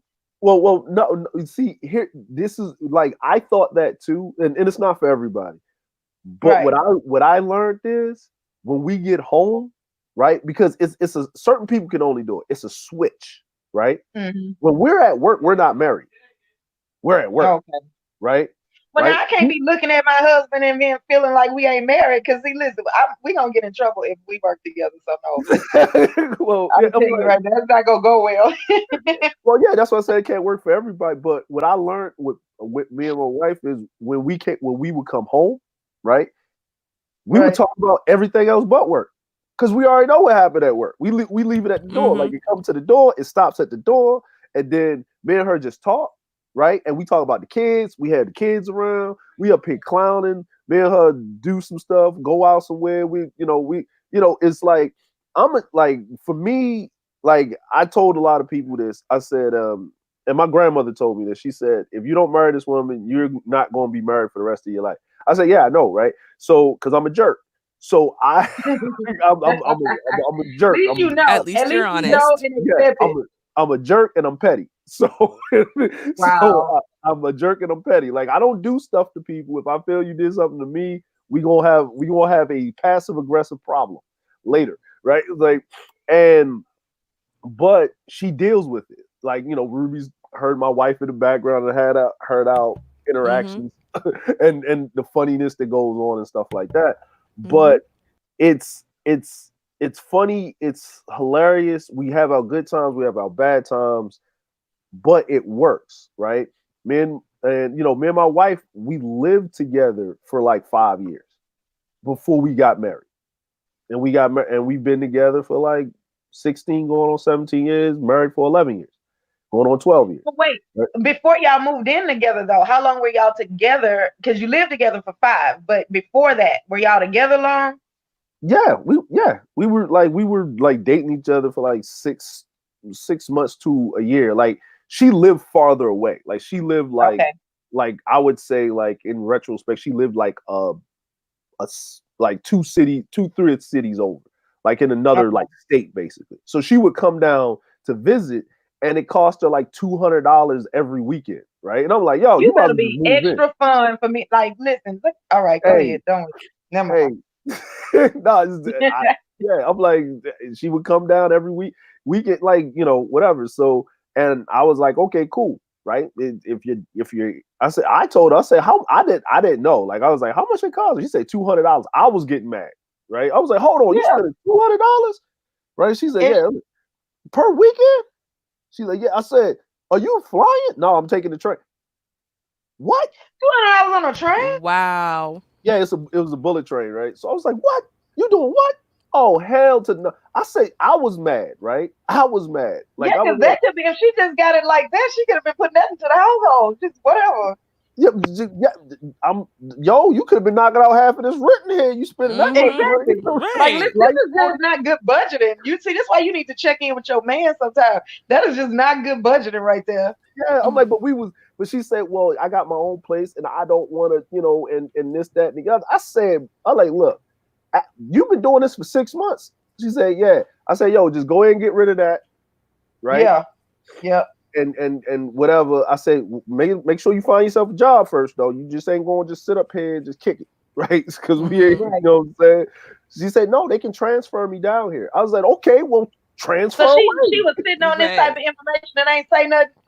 See? Yeah, but it's Asian culture is different because they're Yeah. not pushy. They just, you gotta pry stuff out of them. Like, they Right. yeah, so it's a different, any other woman, I would have heard that. I was like this. Listen, I do it because I've dated a lot of women from a lot of different cultures, right? So if it was a black woman, I'd have heard that after 3 weeks, Yep. right? Because we ain't Mm-hmm. got $200 like that. We are an oppressed people. All Yeah. right. No, I would have Now, heard. I would have heard. Hey, I'm paying this much money. Come down here. Yo, can you help assist out? You paying what, girl? Come, man. yep. Mm-hmm. Okay. Yep. Right. Hey, email when you get to the airport. All right. So, I would like if it's a Latino woman, it'd have been like 2 months, right? Yep. Right. No, and she would, a Latin woman would have just moved in. Like she just one Yeah. day she just all of a sudden not had a ticket home. No. She would have. What she would have did is she would have moved in a mama with her. And she would Yeah, have that cleaned the too. house, right? And then you would have saw a Her sister and her pop mama up. would have came with suitcases. Like, nigga, we married, right? Yeah, you know what I'm saying? And then, then her dad would have been sitting on the couch all of a sudden watching soccer, right? And then it was just, but Asians, they don't want to impose because, they stay with their parents, right? So in Asian culture, when they do work, they don't put money into the house. All that money is theirs, right? Mm-hmm. So they don't have to because the parents feel some type of way telling their kids, well, you got to pay rent. They like, this is your house. Like, this is going to be your house unless you take it or move in. Just live your life. You know what I mean? Until a certain age, now we need you to get married and have some kids so we can pass this down. You know what I mean? Like, they give you that 25. Women is about 25 to 28. Men it's about 25 to 34, right? Before they start pushing you in that direction. You know what I mean? Because it's just a whole different dynamic. And when she told me that, I was like, oh, no, we can't be having this, right? So she and then she moved and whatever, and it was cool. And we had our ups and downs and our little conversations. Wait, hold on, I got a question. So the fact that she didn't come out and tell you that, and she was just doing it and suffering in silence, is that part of the reason why you was like, no, come on in here, let's go ahead and do this? Like, did that make it better? Yeah, I felt bad. Like to be honest with you, I felt this was two things that I felt, right? I felt I felt bad that she didn't trust me enough to tell me this, and she felt, you know me, like, you know me, because I'm using my cultural mindset, and I felt bad. And then the other reason why I felt bad, because I didn't take the time to investigate it myself. Right. I just took it for granted, right? And then I felt like I was an ain't shit dude, just to be, you know what I mean? Because I'm not in tune, because I got what I was going on. Plus, at the time I was in the military, so I was in and out. You know what I'm saying? Well, I was thinking maybe the fact that she suffered in silence, meaning you now know that she's not gonna just take every opportunity to try to get in your pocket. Like, you felt like you could, like she was trustworthy, like she would be there for you. Yeah, she was. That was another major thing is that it was nothing like we had conversations, right? We had straight up, because I'm a straight up conversation guy. I was like, look, if you feel this type of way, you can go over there. If you feel this type of way, you can go over here. You know, so, you know, after living together and stuff like that or whatever. Now, when I had my son, she got pregnant, had a son, and she was asking about marriage and stuff like that, right? And I was in the military. So I told her, I'm going to get out. If you can stick with me up until the point where I get out, we'll get married. If not, then I understand. I said, we got to deal with each other for the rest of our lives because there is a child running around. But you're not going to take half my shit. Right. Yep. Like, that sounds about right. Right. You know what I mean? And you might not like me because I'm in the military, so I'm in and out. I'm gone like for months at a time. So every time we kind of get into it, we're in the honeymoon phase. And I saw a lot of my friends get married like that, and then they get divorced because they were always stuck in a honeymoon phase, but it was just prolonged for years because, you know, or whatever.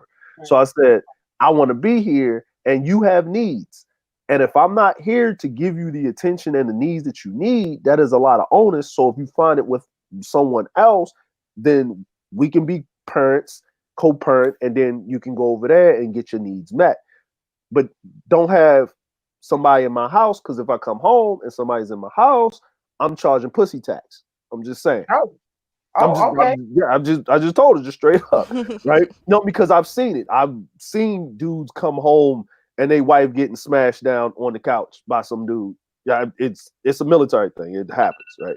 So yeah, I heard that. Yeah, it happens, right? You know, and unfortunately, you know, I didn't want karma rearing its ugly head on me because I was a professional side dude myself because I was in the military. So anyway, hey, professional side dude, paranoid. Gotta love it. Don't be doing wrong in the beginning, and you ain't got to worry about stuff like that. Hey, I was single. She was wrong. Hey, my job is to keep y'all together. If y'all break up, we break up. That's how it works. Yeah, you know what? No, I'm not even. I'm gonna act like I wasn't even there. Yeah, see, so what happened? But what happened with that was when I got out and I went back home and whatever, she got the grandma seal of approval, and she thought I wasn't just going, like, you know, because I didn't make an announcement about it. And we was driving in the car, right?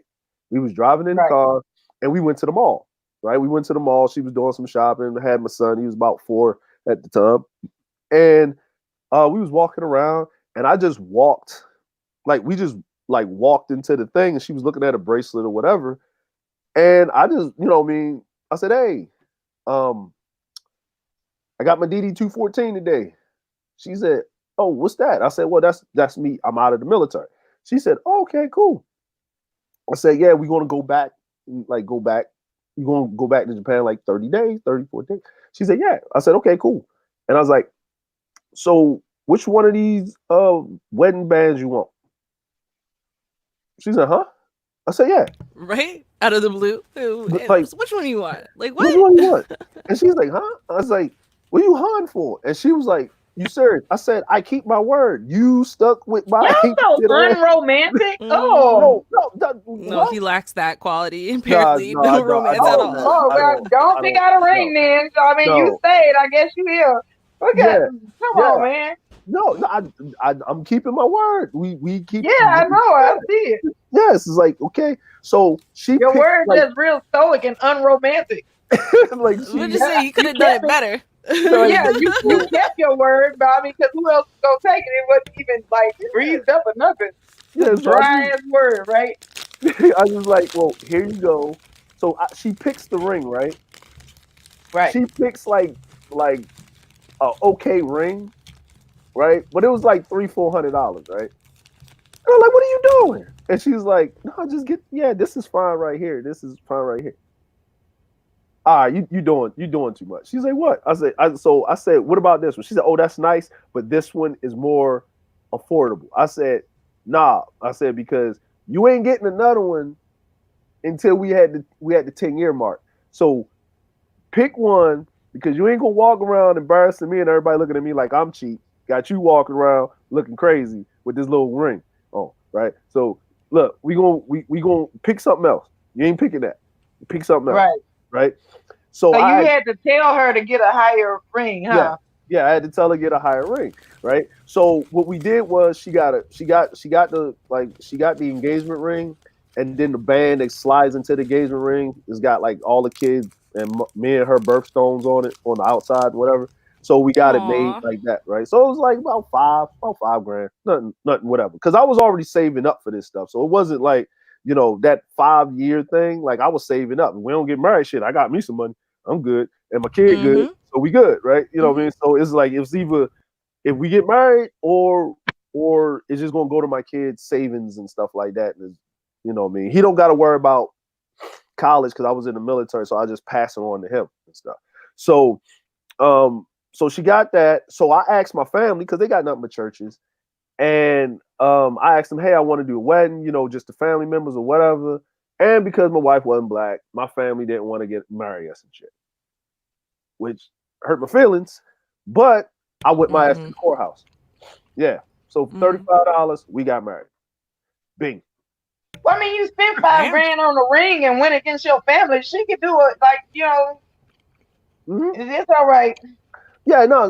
We spent $35 on the courthouse. My cousin came to be the thing, and when we got back to Japan, I'm the petty as I am.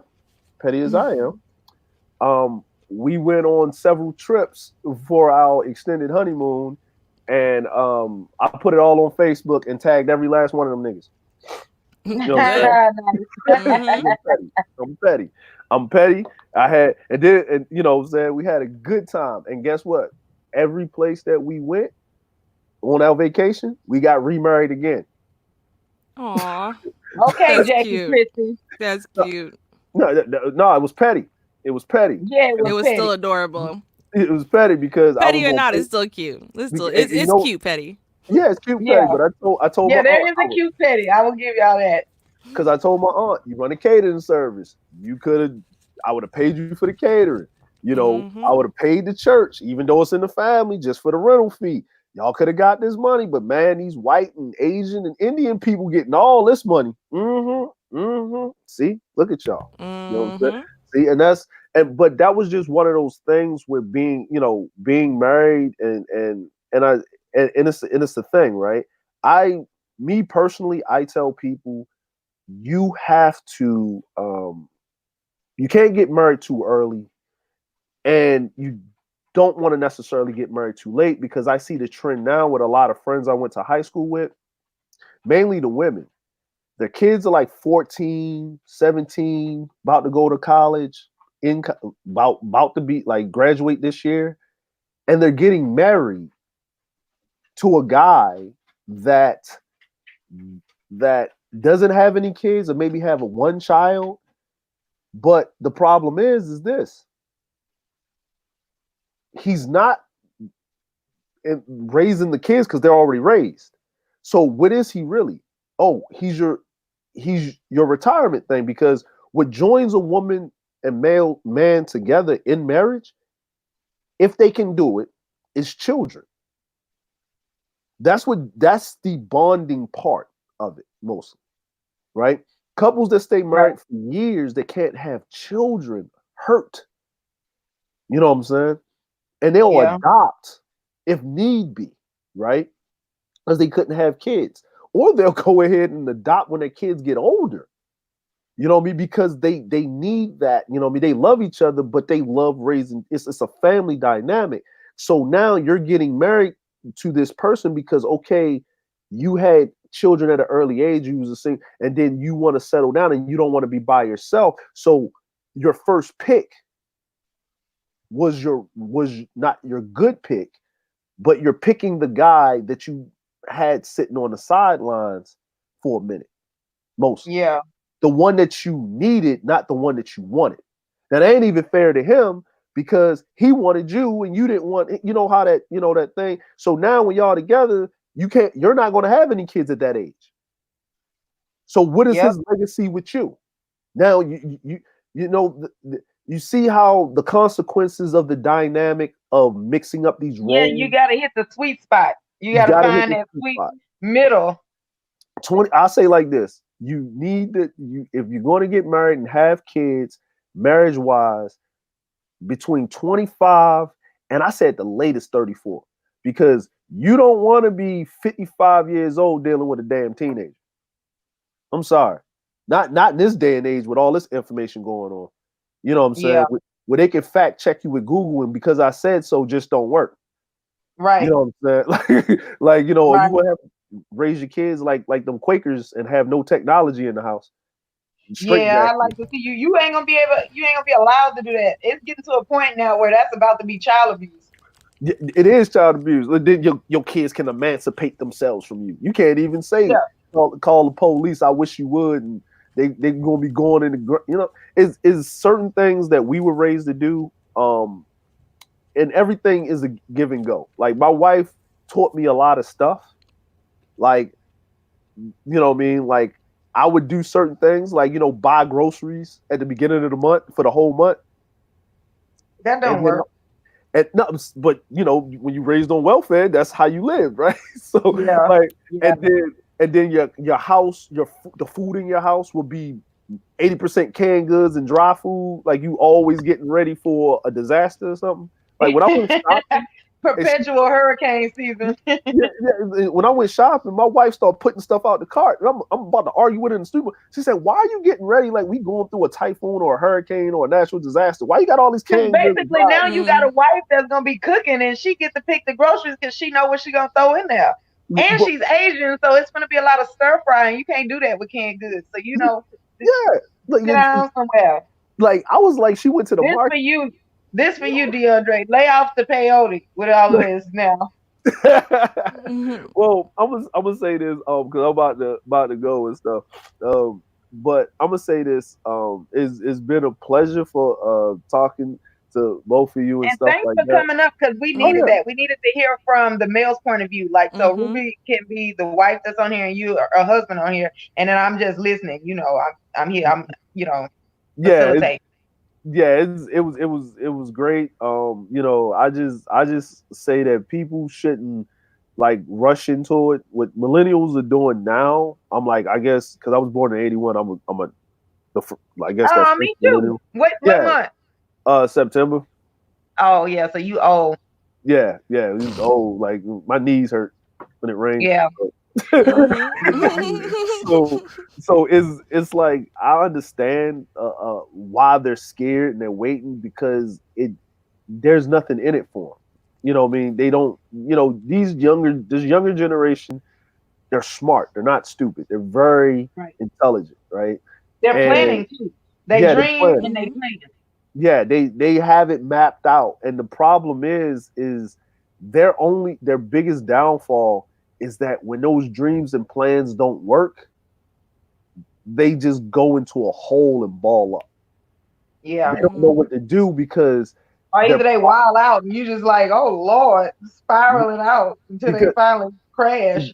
because they don't know how to hold the L, right? Like because Right. it was they put everything in one thing because they get so much information and all of this PC fluff. They don't know how to deal with adversity, right? The older generations and like the young millennials, like us, the first millennials, we got that dealing with adversity because that's all we got, right? If you didn't, like, we take it as a badge of honor of how bad our life was and look at us now thing, right? Yeah, and I made it out. They couldn't kill me.